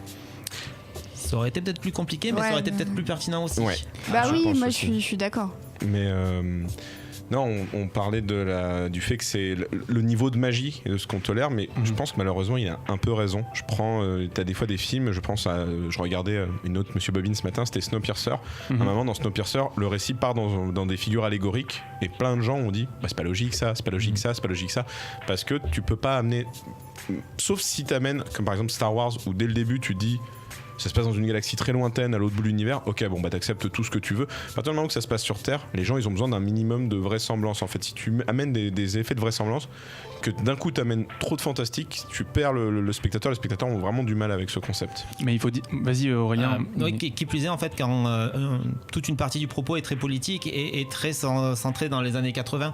Et c'est d'ailleurs un des choix d'adaptation que j'ai pas d'explication à ce niveau-là, c'est que dans le comics, le monde a été changé par l'apparition de Dr Manhattan, donc il y a plein de nouvelles technologies, les voitures sont toutes électriques, les gens ne fument plus des cigarettes mais ils ont des espèces de pipes qui ne causent plus le cancer, etc. Et lors au moment d'adapter le comics, apparemment Zack Snyder a décidé finalement que le monde des années 80 ressemblerait vraiment au monde des années 80 qu'on a connu il y a juste une sous-histoire sur un potentiel générateur d'énergie infinie. Mais à part ça, il y a quelques voyous qui ont des looks un peu punk, mais pas tout à fait punk, qui sont repris du comics. Mais c'est à peu près la seule différence qu'il peut y avoir entre les années 80 de Watchmen le film et nos années 80. On a Corentin sur le chat qui nous dit que un thème fleuve chez Snyder entre Xerxes et Superman, c'est l'idée de faire de Manhattan le premier responsable de son apocalypse, oppose l'homme à Dieu et qui du coup serait chassé par un homme courageux et qui devrait être ce héros. Parce que du coup, ça situerait Snyder du côté d'Ozymandias. C'est-à-dire Si c'est Ozymandias qui chasse Manhattan. Oui, c'est un petit peu plus compliqué que ça quand même. Enfin, moi je trouve que c'est beaucoup plus compliqué de vouloir chasser Manhattan. C'est pour ça que c'est quelque chose dont je suis pas très fan dans le film, c'est de vraiment enfoncer le clou au sujet de Manhattan comme méchant. Et je trouve que ça rend pas hommage au personnage, parce qu'à la fin, dans le comic, je trouve qu'ils faisaient un choix vraiment très noble de partir, là où dans le film c'est peut-être plus subi. Et je trouve que c'est une différence super importante concernant le personnage, c'est que dans le comics il a la noblesse d'esprit de partir pour sauver justement cette paix, et dans le film il est contraint. Et je trouve que ce sont deux idées extrêmement différentes en fait. Mais c'est assez fidèle avec Snyder en fait. Je suis pas un grand fan de Snyder. Clairement, Watchmen, je pense que c'est ce que j'aime le plus chez lui. J'ai pas vu Gaoul. Alors Gaoul, on me dit beaucoup de bien de Gaoul, mais bon. Mais clairement, il y a l'idée toujours du surhomme Dieu. Et c'est ce qui lui a été reproché sur Man of Steel. Enfin, sa vision de Superman qui est Jésus, globalement. C'est le truc christique quand il retombe sur la terre. Enfin voilà, il y a tout un message pas très subtil sur ça. Et dans Batman v Superman, t'as aussi tout ce concept sur le procès de Dieu, globalement, qui finit sur une explosion. Subtilité, encore une fois. Mais bref, donc je suis pas fan non plus de ce choix. Mais ça me semble pas sorti de nulle part, connaissant le bonhomme en fait et connaissant ce qu'il a fait après. Je me dis ok, ça va avec sa philosophie de vie en fait, enfin ses questions artistiques en tout cas. Mais la filmographie de Snyder est super cohérente dans ses personnages. Après c'est juste qu'on accroche ou qu'on n'accroche pas finalement. Arnaud, Aurélien, un mot pour finir sur le film avant de passer à la série après la pause musicale. Je pense que même 10 ans après, et malgré la liberté qui a été prise par Snyder sur la fin de l'œuvre, ça reste une des meilleures adaptations de comics qui n'avait pas marché à l'époque d'ailleurs au box-office, ce qui est un peu dommage. 266 millions quand même. Pour l'époque, c'est pas grand-chose. C'est pas beaucoup, surtout avec le budget qu'ils avaient, c'est pas beaucoup. 100 millions. Il est à peine rentable. Il a pas fait 3 fois, effectivement. Donc voilà, mais qui reste quand même un grand classique et qui est assez un bon exemple de ce qu'on peut faire vraiment dans la pure adaptation, vu que c'est quasiment du casse par casse sur de nombreux points. C'est vraiment on adapte. Sans trop la trahison finale, quoi. Ouais, transposition, quoi. Aurélien ? Moi, je reste toujours quand même très, très sceptique. Effectivement, il y a des plans qui sont repris des cases de la BD. Après, il y a des effets de réalisation, des ralentis, une espèce de fétichisation de la violence qui, pour moi, est en totale contradiction avec l'œuvre de Moore, la façon dont sont représentés certains combats. Quand on regarde les cases de Dave Gibbons où les personnages sont à peine capables de maîtriser 3 voyous, et chez Snyder, d'un coup, ils sortent des high kicks et envoient voler les méchants. Bon, il y a certaines contradictions quand même qui ressortent entre, la façon dont Moore voit ses personnages et la façon dont Snyder peut les percevoir. Ouais, dans la captation du mouvement, il y a peut-être un contresens, on l'avait déjà souligné, sur un toute autre adaptation, mais Ghost in the Shell par exemple en live avait ce même problème, ce rapport à la douleur notamment, qui n'était pas le même dans la version live. L'heure tourne, donc je propose qu'on s'arrête sur le film avant de passer avec toi Océane à la série signée Damon Lindelof. Mais d'abord on va s'écouter le générique d'ouverture du film Watchmen, Bob Dylan, The Times They Are Changing. Apparemment c'est un petit peu comme ça qu'il dirait Kermit. Kermit la grenouille. Bon, on s'écoute ça là tout de suite. De retour dans Hyperlink, votre cocktail de bulles de pixels, toujours avec Océane, Cédric qui danse, Arnaud et Aurélien. Tout se passe bien ? Ouais. Très bien. Océane, forcément tu trépignes, tu vas nous parler de la série Watchmen dans quelques secondes. On en profite quand même pour saluer un intervenant assez prolixe sur le chat aujourd'hui, Corentin Yoxotot, qui tient à nous dire qu'il aime bien les interventions de cette Océane. Elle a du potentiel à n'en pas douter. Je crois que t'avais Merci, Corentin. Non, mais c'est vrai qu'il fait des réflexions vachement intéressantes sur Watchmen depuis tout à l'heure. Moi, j'aurais presque l'impression qu'il maîtrise le sujet et j'aurais même l'impression qu'il a l'air d'être un rédacteur d'un site qui s'appelle comicsblog.fr. Ça, je dis rien. Peut-être effectivement, peut-être qu'il va tous nous envoyer sur Mars avant la fin de l'émission. Il a pas ce genre de capacité non plus. Peut-être pas. Je confirme. Mais il est fort, il est très fort. Peut-être que la série va nous envoyer sur la Lune. On va en parler avec toi. J'ai envie de dire, c'est parti pour la critique. Mais c'est de la merde! l'événement série de la rentrée, mais une gestation de projet qui ne date pas d'hier. Exactement, donc il aura fallu beaucoup de temps à la série pour arriver sur nos écrans sous sa forme actuelle. Ça fait près de 10 ans que Damon Lindelof tourne autour du projet, lui qui est un immense admirateur de Watchmen. Ses inspirations pour la série sont pour le moins étonnantes. Il a lu des essais de l'auteur et activiste afro-américain Ta-Nehisi Coates, qui a notamment écrit sur Black Panther, qui traitait des émeutes raciales de la ville de Tulsa dans l'Oklahoma en 1921, des émeutes qui ont fait des centaines de morts noires. Stupéfait de ne pas avoir appris ça plus tôt, Lindelof a voulu profiter de la plateforme offerte par Watchmen et du contexte actuel pour traiter de la question épineuse du racisme et de notre rapport ambigu à la police et Black Lives Matter entre autres, à l'aube de la décennie 2020. Il reprend donc l'esprit du comics de 86, mais y injecte ses idées et a décidé notamment d'inclure beaucoup de scénaristes afro-américains afin de pouvoir livrer la vision la plus authentique possible de ce qu'est être noir aux États-Unis en 2019. Du coup, on peut dire que 30 ans après la publication de l'œuvre d'Alan Moore et de Dave Gibbons, Watchmen est toujours aussi politique. Tout à fait, donc Lindelof, tout en traçant son sillon personnel, en injectant ses thématiques politiques et spirituelles à un univers pourtant déjà établi, arrive à créer une très belle continuité. On a pu voir les 6 premiers épisodes de cette première saison, qui d'ailleurs se suffit à elle-même, dixit Lindelof lui-même. Le résultat est très fort, comme dans son chef-d'œuvre The Leftovers, où il se servait du passé historique de l'homme pour raconter notre présent. Lindelof impose ici à l'Amérique désormais gouvernée par Robert Redford de se regarder dans un miroir toujours aussi déplaisant 35 ans après l'arrivée du poulpe géant d'Ozymandias qui a ravagé donc New York et provoqué un traumatisme collectif. En reprenant les événements du comics pour effacer la fin du film de Snyder, Lindelof replace le geste d'Ozymandias dans son réel contexte et en profite pour jouer avec l'imagerie tentaculaire déployée à la fin du comics. Ne soyez donc pas étonnés de voir des poulpes tomber du ciel sans que personne ne lève un sourcil. Alors en parlant d'Ozymandias, certains personnages du comics font leur grand retour. Comment est-ce qu'ils s'intègrent justement à cette nouvelle ville, à ce nouveau cadre de récit et surtout à cette nouvelle époque? Et bien, de ce qu'on a pu voir pour le moment, c'est clairement Laurie Blake, jouée par l'excellent Jean Smart qui se démarque du lot. On ne vous spoilera évidemment pas le retour ou non d'autres personnages, mais elle incarne le lien entre passé et présent, même si à son insu, elle montre aussi certaines des fragilités de la série, les références à outrance, le fanservice, pas forcément utile.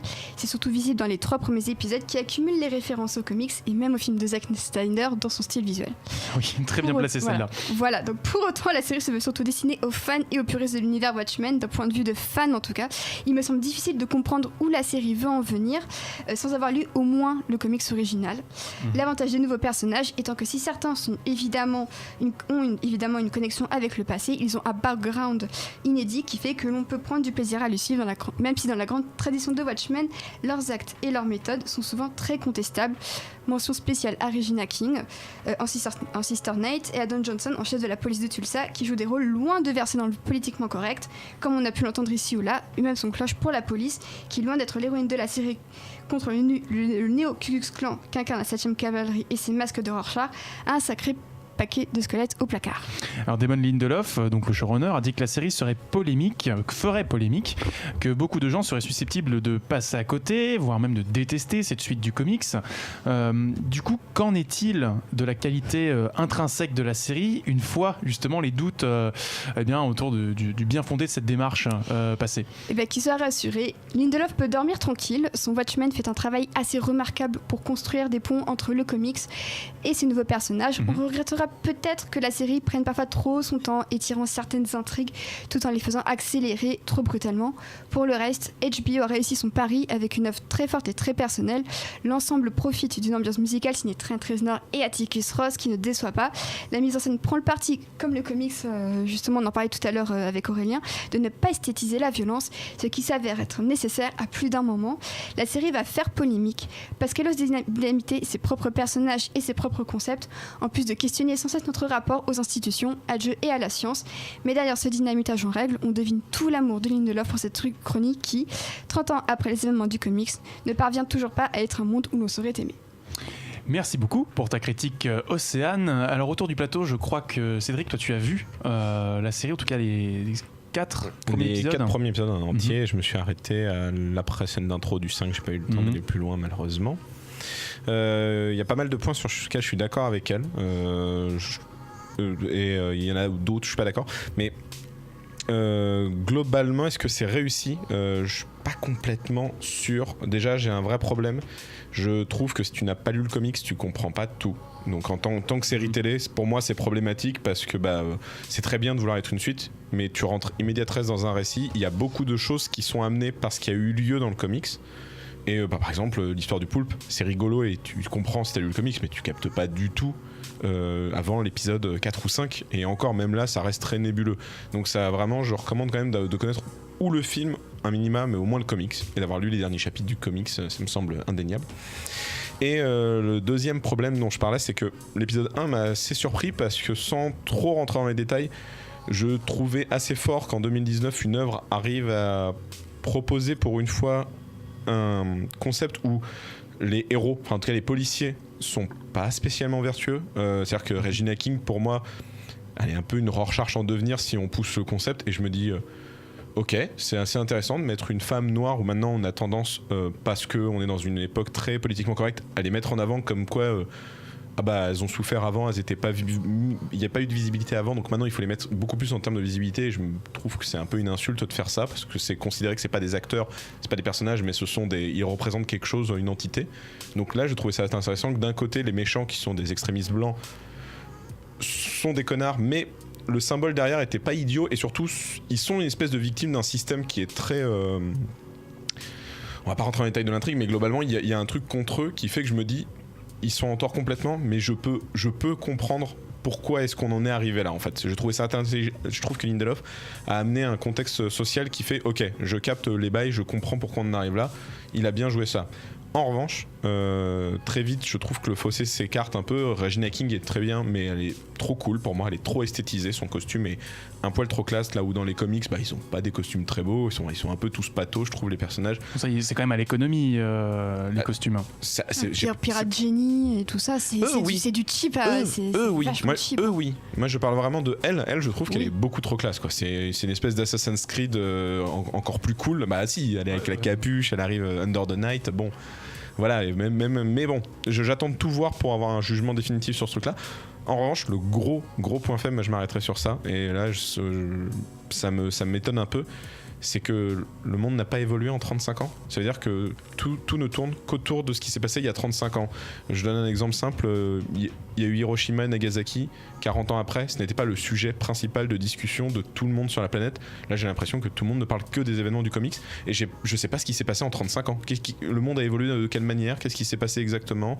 Quels faits politiques ou historiques marquants? Quelles personnalités sont arrivées? À part Robert Redford comme président, j'ai l'impression que l'histoire pourrait se passer 4 ans plus tard, en fait. T'as quelques réponses dans la suite. Et justement, je trouve qu'on dit trop que c'est politiquement correct, alors que pas du tout. Et je trouve que c'est ce que la série montre très bien. C'est qu'au fur et à mesure, on pense que oui, c'est de la représentation et tout ça, mais en fait, non, ça va plus loin que ça. Et comme quand je disais dans ma critique que c'est vraiment l'Amérique à qui on tend un miroir, c'est à la fois c'est bon en apparence, mais en dessous, si on gratte un peu le vernis, ça va toujours mal. Et ce que je trouvais que l'épisode 1 faisait bien. Voilà. Et je trouve que dans le comics, on parle quand même beaucoup d'Hiroshima, avec cette référence à la une de Time Magazine où t'as la montre qui s'arrête.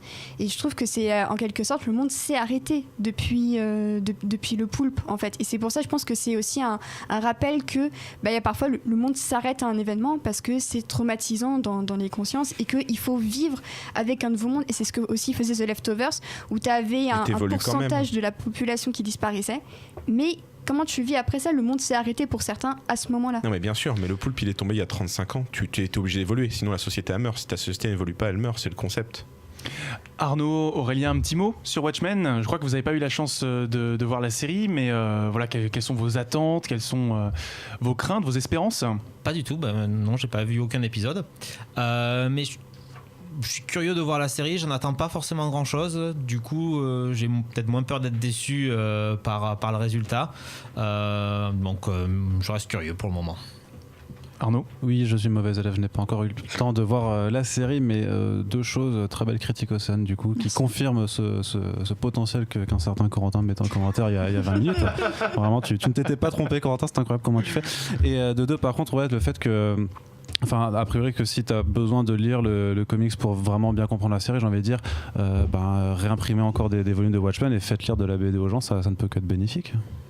Merci pour cette critique, Océane. On rappelle que c'est diffusé sur HBO ce soir et OCS demain, c'est ça? C'est exactement ça. Merci beaucoup.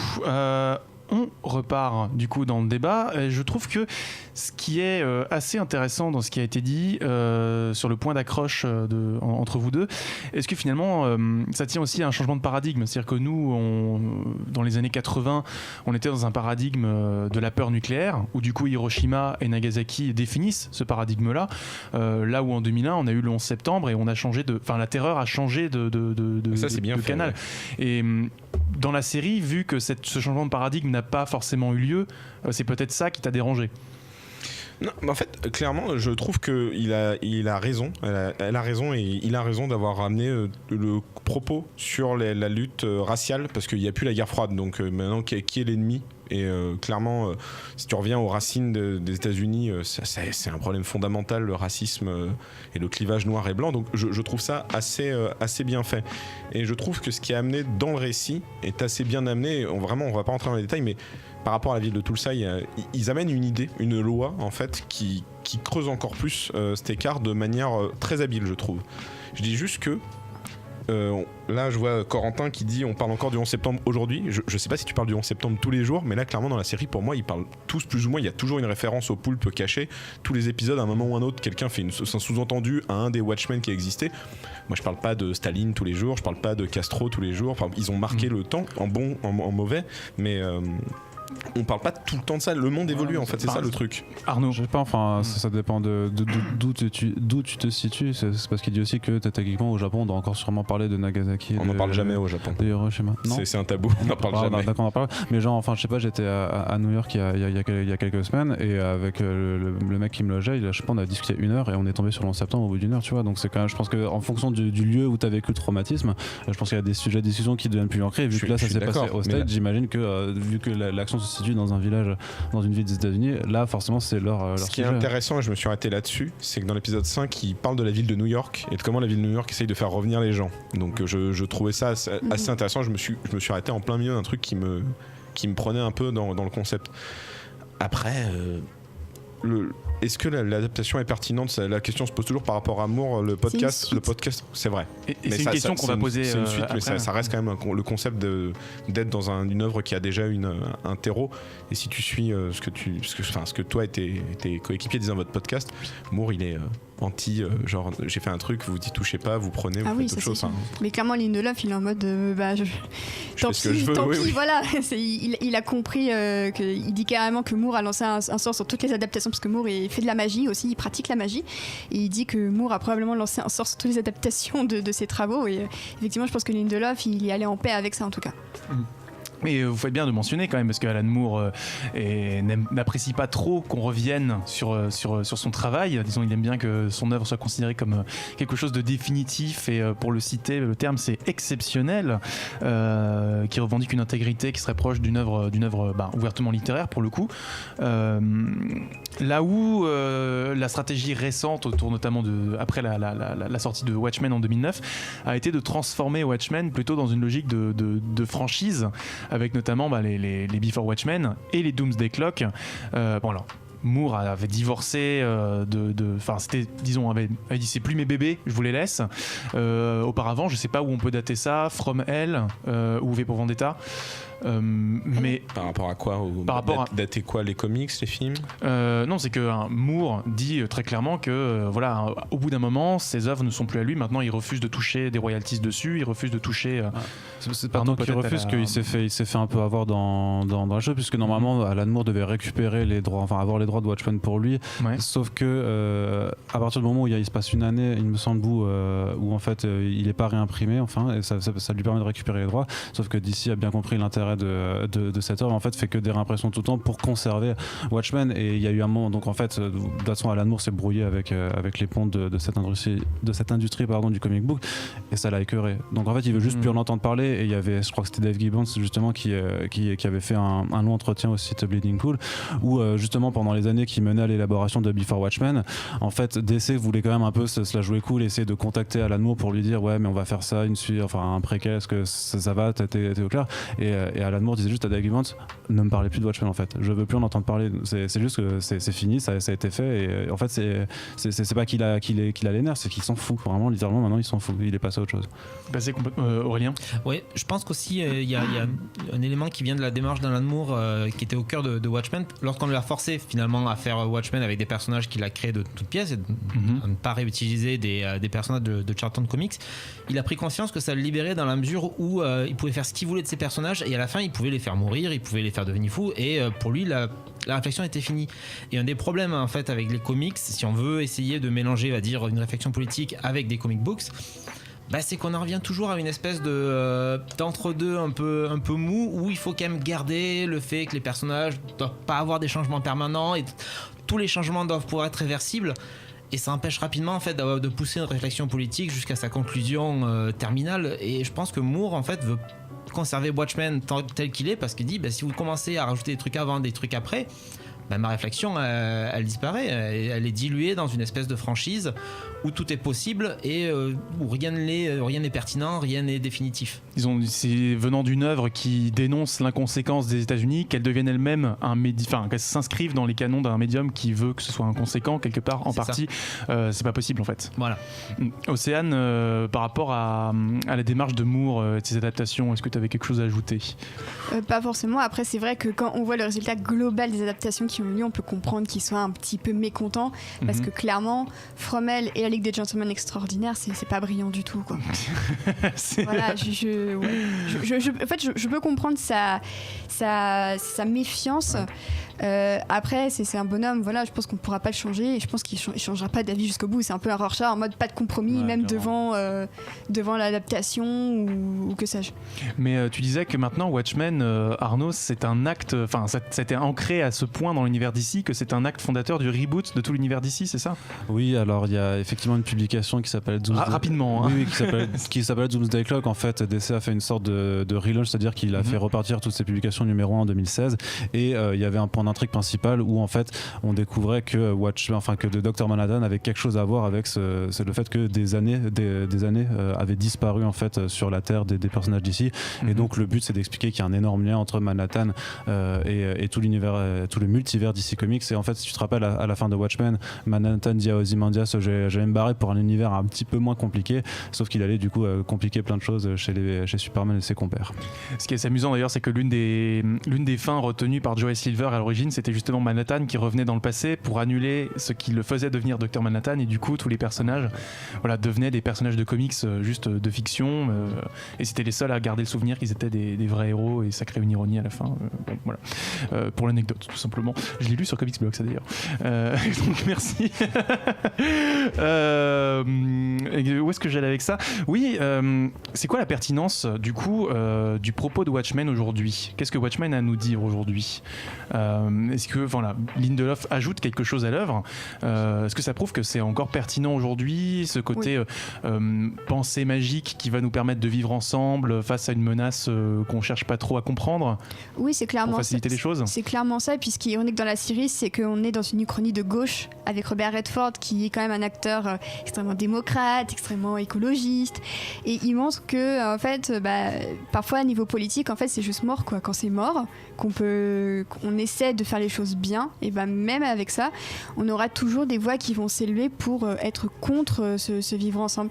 C'est incarné par la 7e cavalerie, donc c'est une référence aussi de base à ce que disait Ozymandias dans le comics. Il opposait les 4 cavaliers de l'Apocalypse à la 7e cavalerie.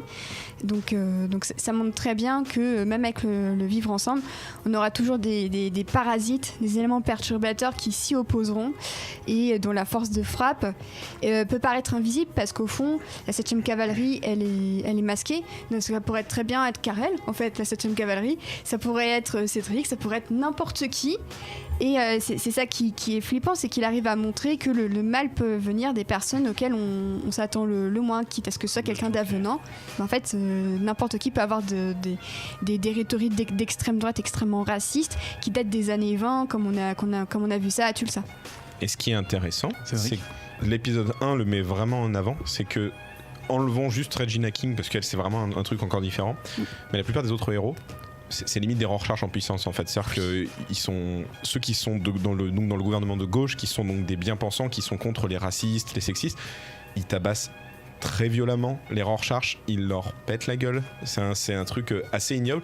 Et du coup, c'est intéressant parce que la série comme le Watchmen le faisait un peu, te pose la question de quelle légitimité tu as en tant que mec cagoulé, parce qu'une fois que t'es cagoulé, tu es caché de tout. La question qui garde les gardiens en fait.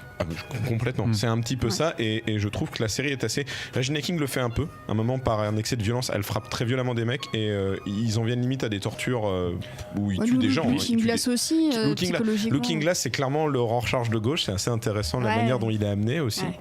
Mais oui, le parallèle avec Rorschach fonctionne bien avec l'idée du sang qui va couler sous la porte aussi, qui renvoie à une certaine scène dans les toilettes, très bien rendue dans le film. C'est vrai que visuellement, en fait, il y a beaucoup de références au film de Snyder. À un moment donné, il y a une scène qui se fout un petit peu de la gueule de son style, qui est à mourir de rire. Ouais, j'étais explosé. Et honnêtement, même dans l'épisode 6, il y a une référence à tout ce que Ryan Murphy a apporté à la télévision, et c'est à mourir de rire. C'est vraiment très méta, c'est à mourir de rire. Donc en plus, Watchmen n'a pas perdu sa dimension méta, qui était déjà dans l'œuvre originale, et cette fois il joue aussi avec les médias et comment la culture s'empare aussi des mythes de nos jours, et je trouve ça super intéressant. On va revenir au médium, une petite question que j'avais marquée sur le conducteur et qui me paraît intéressante, vu que Watchmen c'est quand même peut-être l'œuvre qui le revendique le plus ce terme.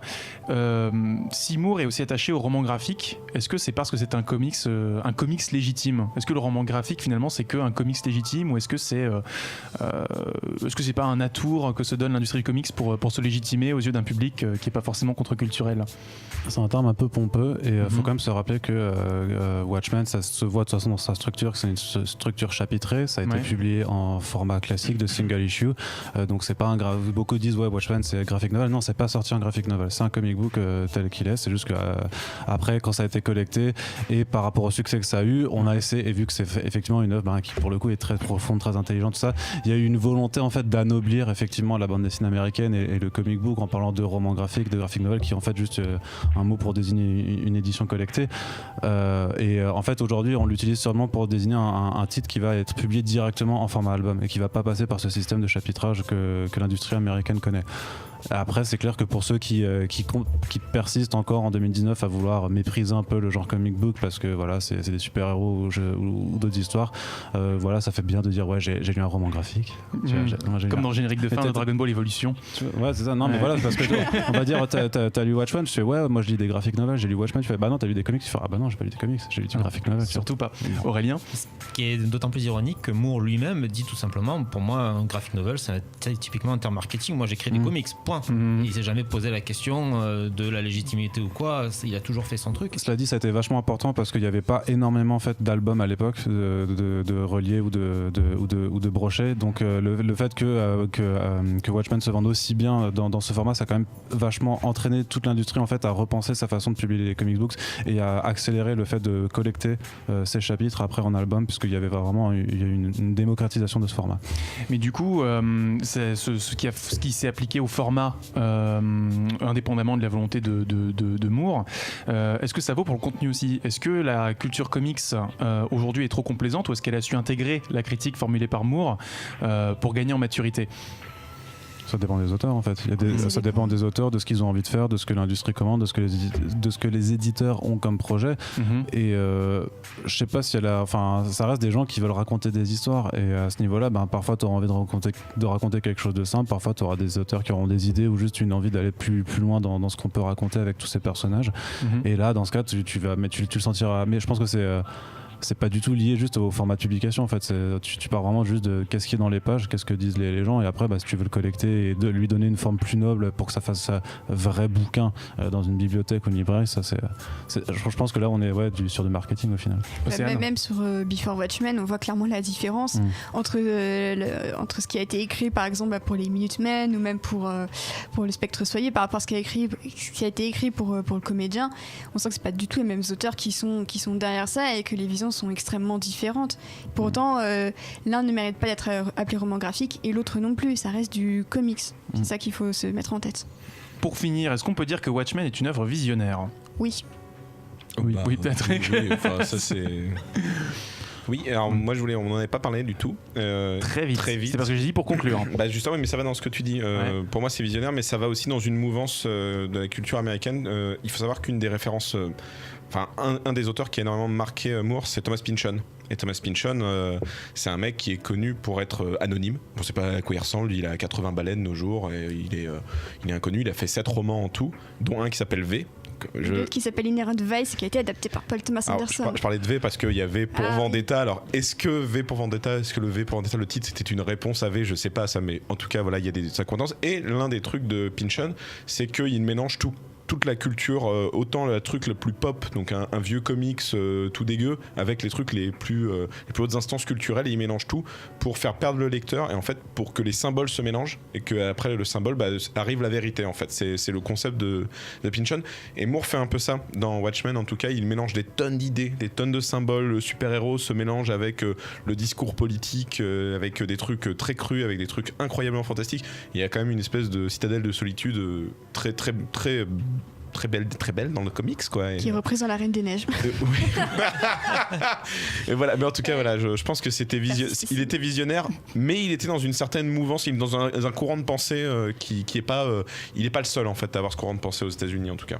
Et ce qui est assez Aurélien. rigolo, c'est de constater que si Moore pouvait être visionnaire à l'époque, lui après s'est détaché complètement en fait de ça et est parti sur des comics qui n'avaient quasiment plus rien à voir avec les super-héros, un peu comme si lui avait décidé que essayer de mettre de la politique dans les super-héros ça marchait pas, et que s'il voulait faire des choses politiques ou des déclarations magico-politiques, il allait consacrer des BD entièrement à ça, comme il a fait.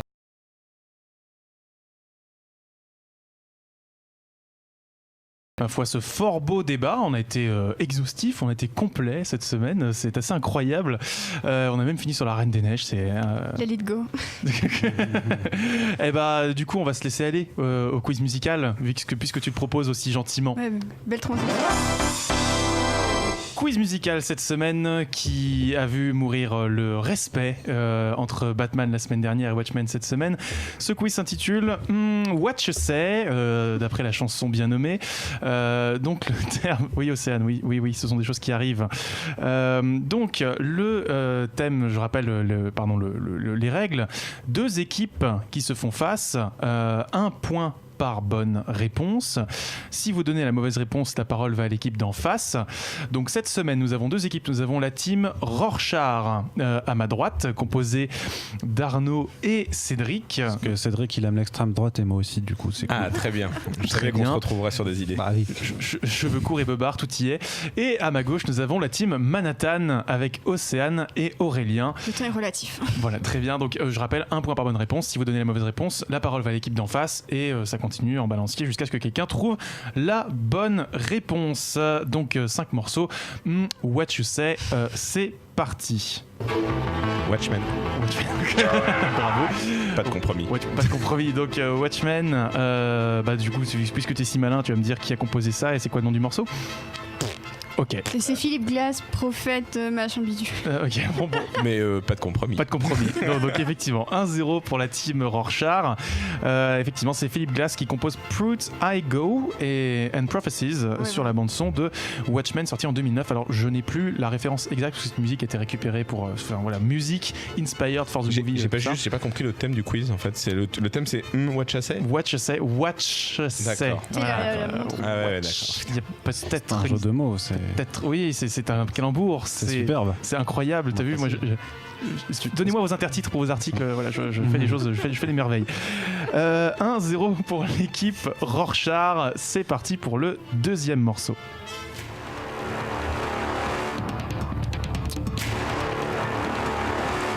Ce sont des héros.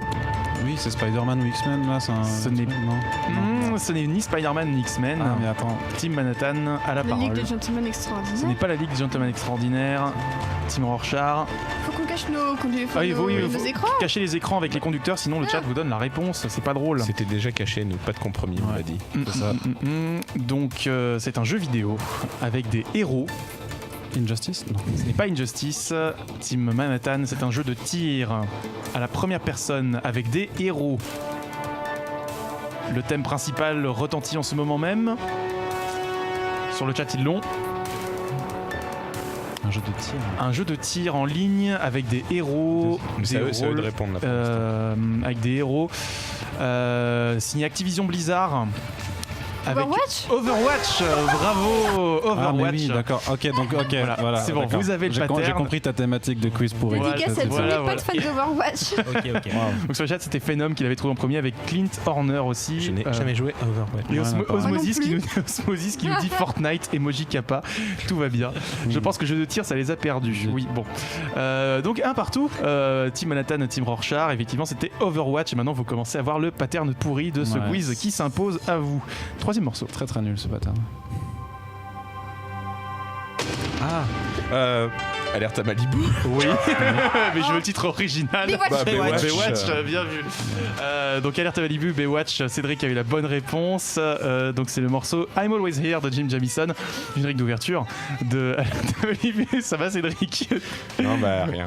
Diffusé à la télévision depuis 1989. Je Oui, Je sais Arnaud. pas qui a le plus honte, c'est toi qui as sélectionné ou toi qui as reconnu direct en fait. Ah bah. Moi ça va, j'assume tout. Baywatch Forever. Je suis même allé voir le film avec The Rock. C'était Non, le bien film nul. était très mais j'y bien. suis Non, non, allé. le film Ah, était bah, C'est j'ai pas vraiment de aimé. la merde. Ouais, j'ai pas aimé. Trop bien. J'assume tout. Donc On assume tout. 2-1 pardon pour la team Rorschach. Quatrième morceau.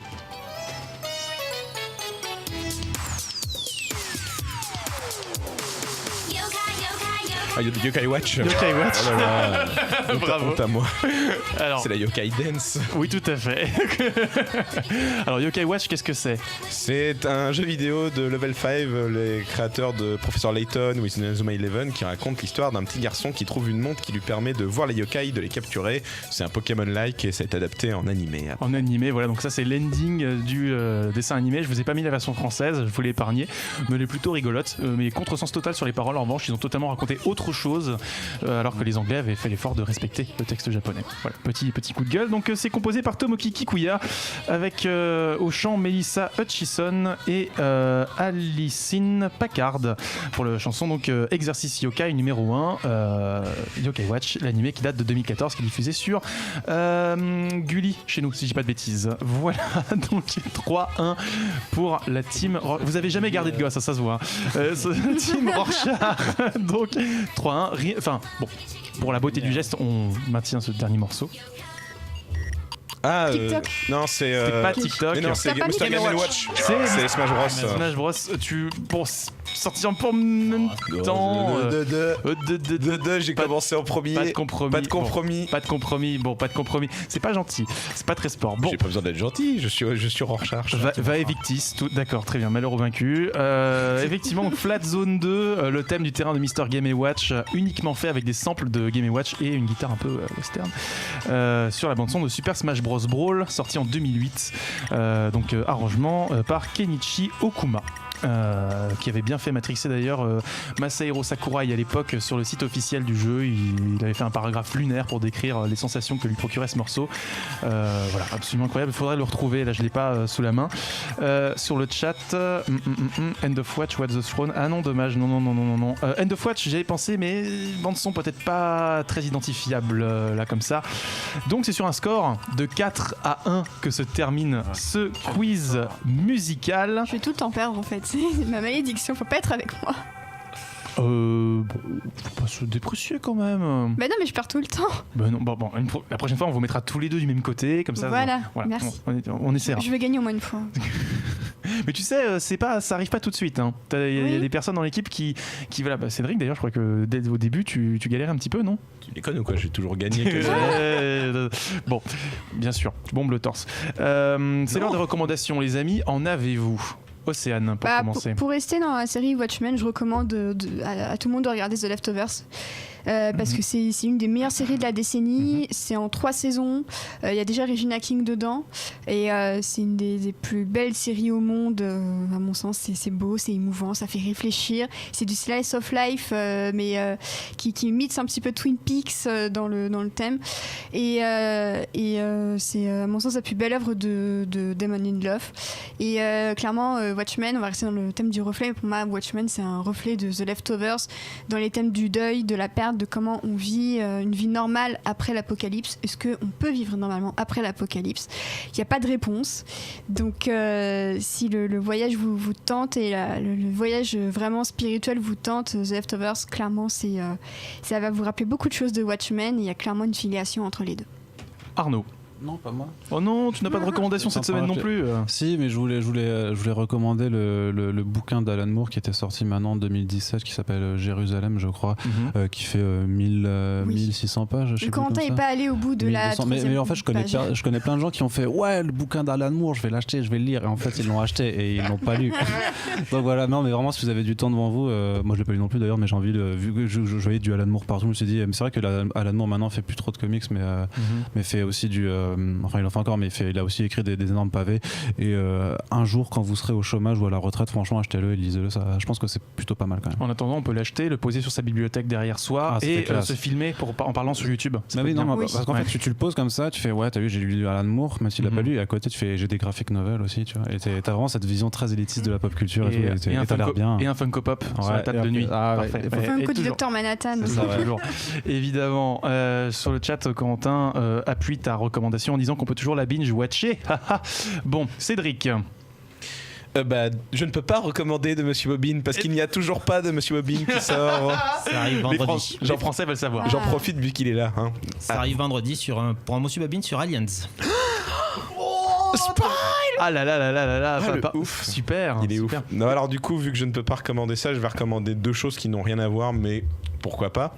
La première, c'est une vidéo de Combini, parce que pourquoi pas, pour une fois, c'est le dernier vidéoclub avec Thierry Frémaux, que j'ai trouvé pas mal pour le coup, parce que je m'attendais à quand même avoir un mec, je connaissais pas spécialement ses pensées, et je m'attendais à avoir un peu un vieux con, hein, soyons honnêtes.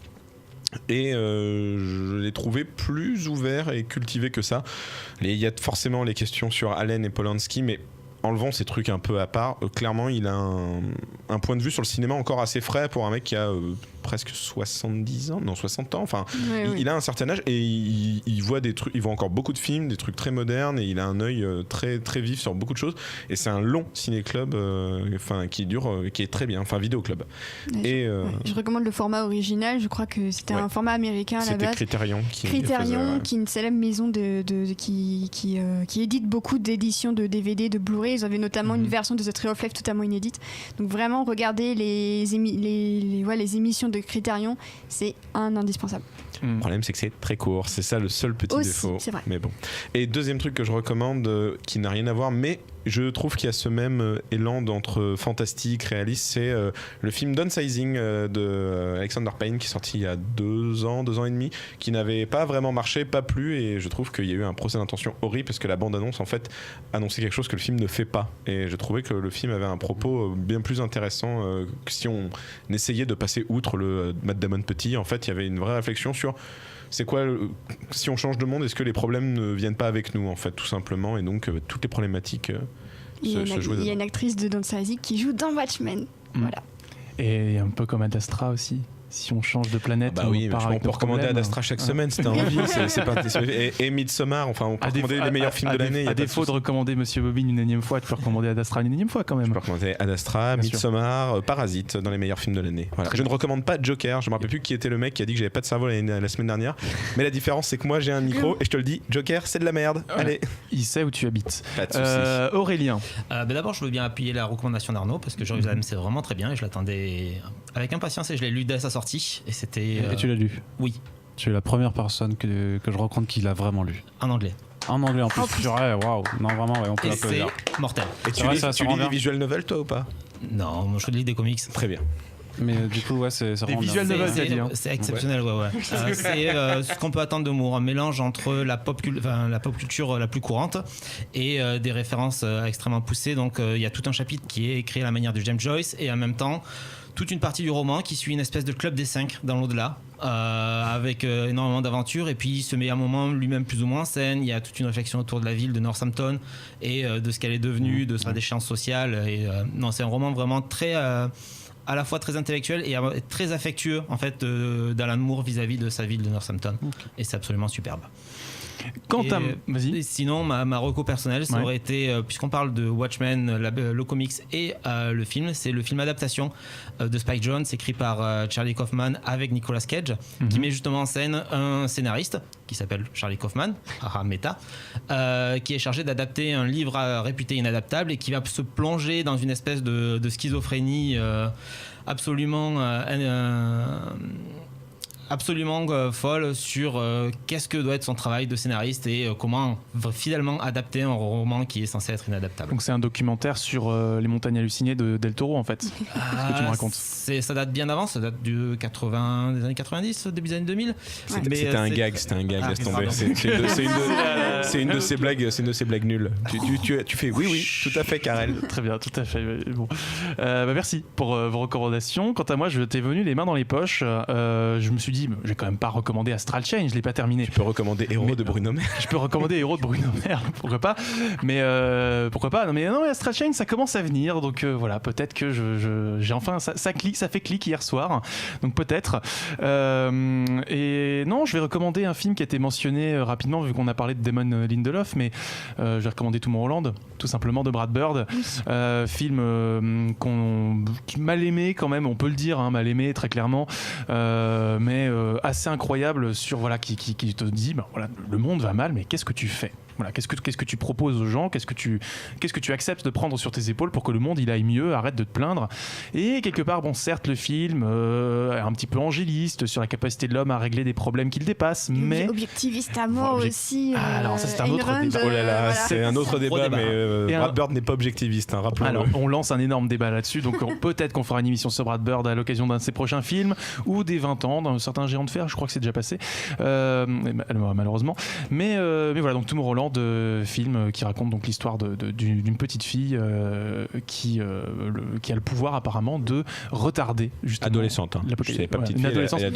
Britt Robertson, c'est une adolescente. Adolescente qui peut du coup retarder apparemment l'apocalypse, et à partir de là plein d'événements s'enclenchent et se déchaînent, et avec des petits taquets à la méthode Disney au passage. Faut rappeler quand même que Brad Bird a refusé Star Wars 7 pour faire ce film. C'est tout pour moi, c'est tout pour nous. Comme le dit l'adage, c'est la fin des choux. Et c'est la fin d'Hyperlink épisode 104, Watchmen, l'illusion comics. On espère que ça vous a plu. Arnaud, Aurélien, où est-ce qu'on peut vous retrouver? Arnaud, Aurélien. Toujours sur le ciné-club de Monsieur Bobine lorsque j'écris des épisodes, et sinon de temps en temps dans les pages de Rokirama. Très bien, merci beaucoup. Et toi, Arnaud?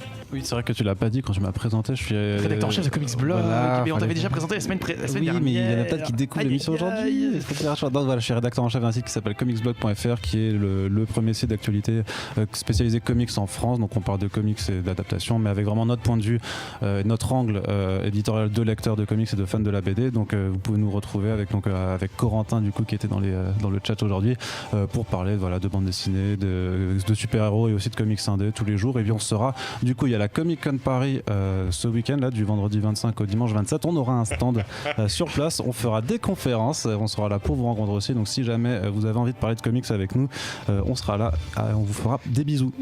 Et on sera là aussi. Qu'est-ce qui se passe? T'as Corentin qui marque c'est pas ouf, comme si je vais plutôt lire IGN. Bon, voilà, ça me fait rire. Très bien. Je vis au quotidien avec cet homme, c'est dur parfois. Très bien. Bon voilà, comme quoi on oublie de présenter un invité, on oublie aussi de citer Terry Gilliam en parlant du film Watchmen. Donc voilà, on corrige tous les torts. Il est 18h54, on vous fait plein de bisous et on vous dit à la semaine prochaine pour un numéro qui me semble fait TikTok aussi. Voilà, très bien. On se dit à la semaine prochaine. Ciao. Ciao. Jeux vidéo, BD, manga, séries et cinéma de genre. L'actu Pop & Geek, c'est dans Hyperlink, votre cocktail de bulles et de pixels, avec Karel et son équipe, tous les dimanches à 17h en direct sur VL.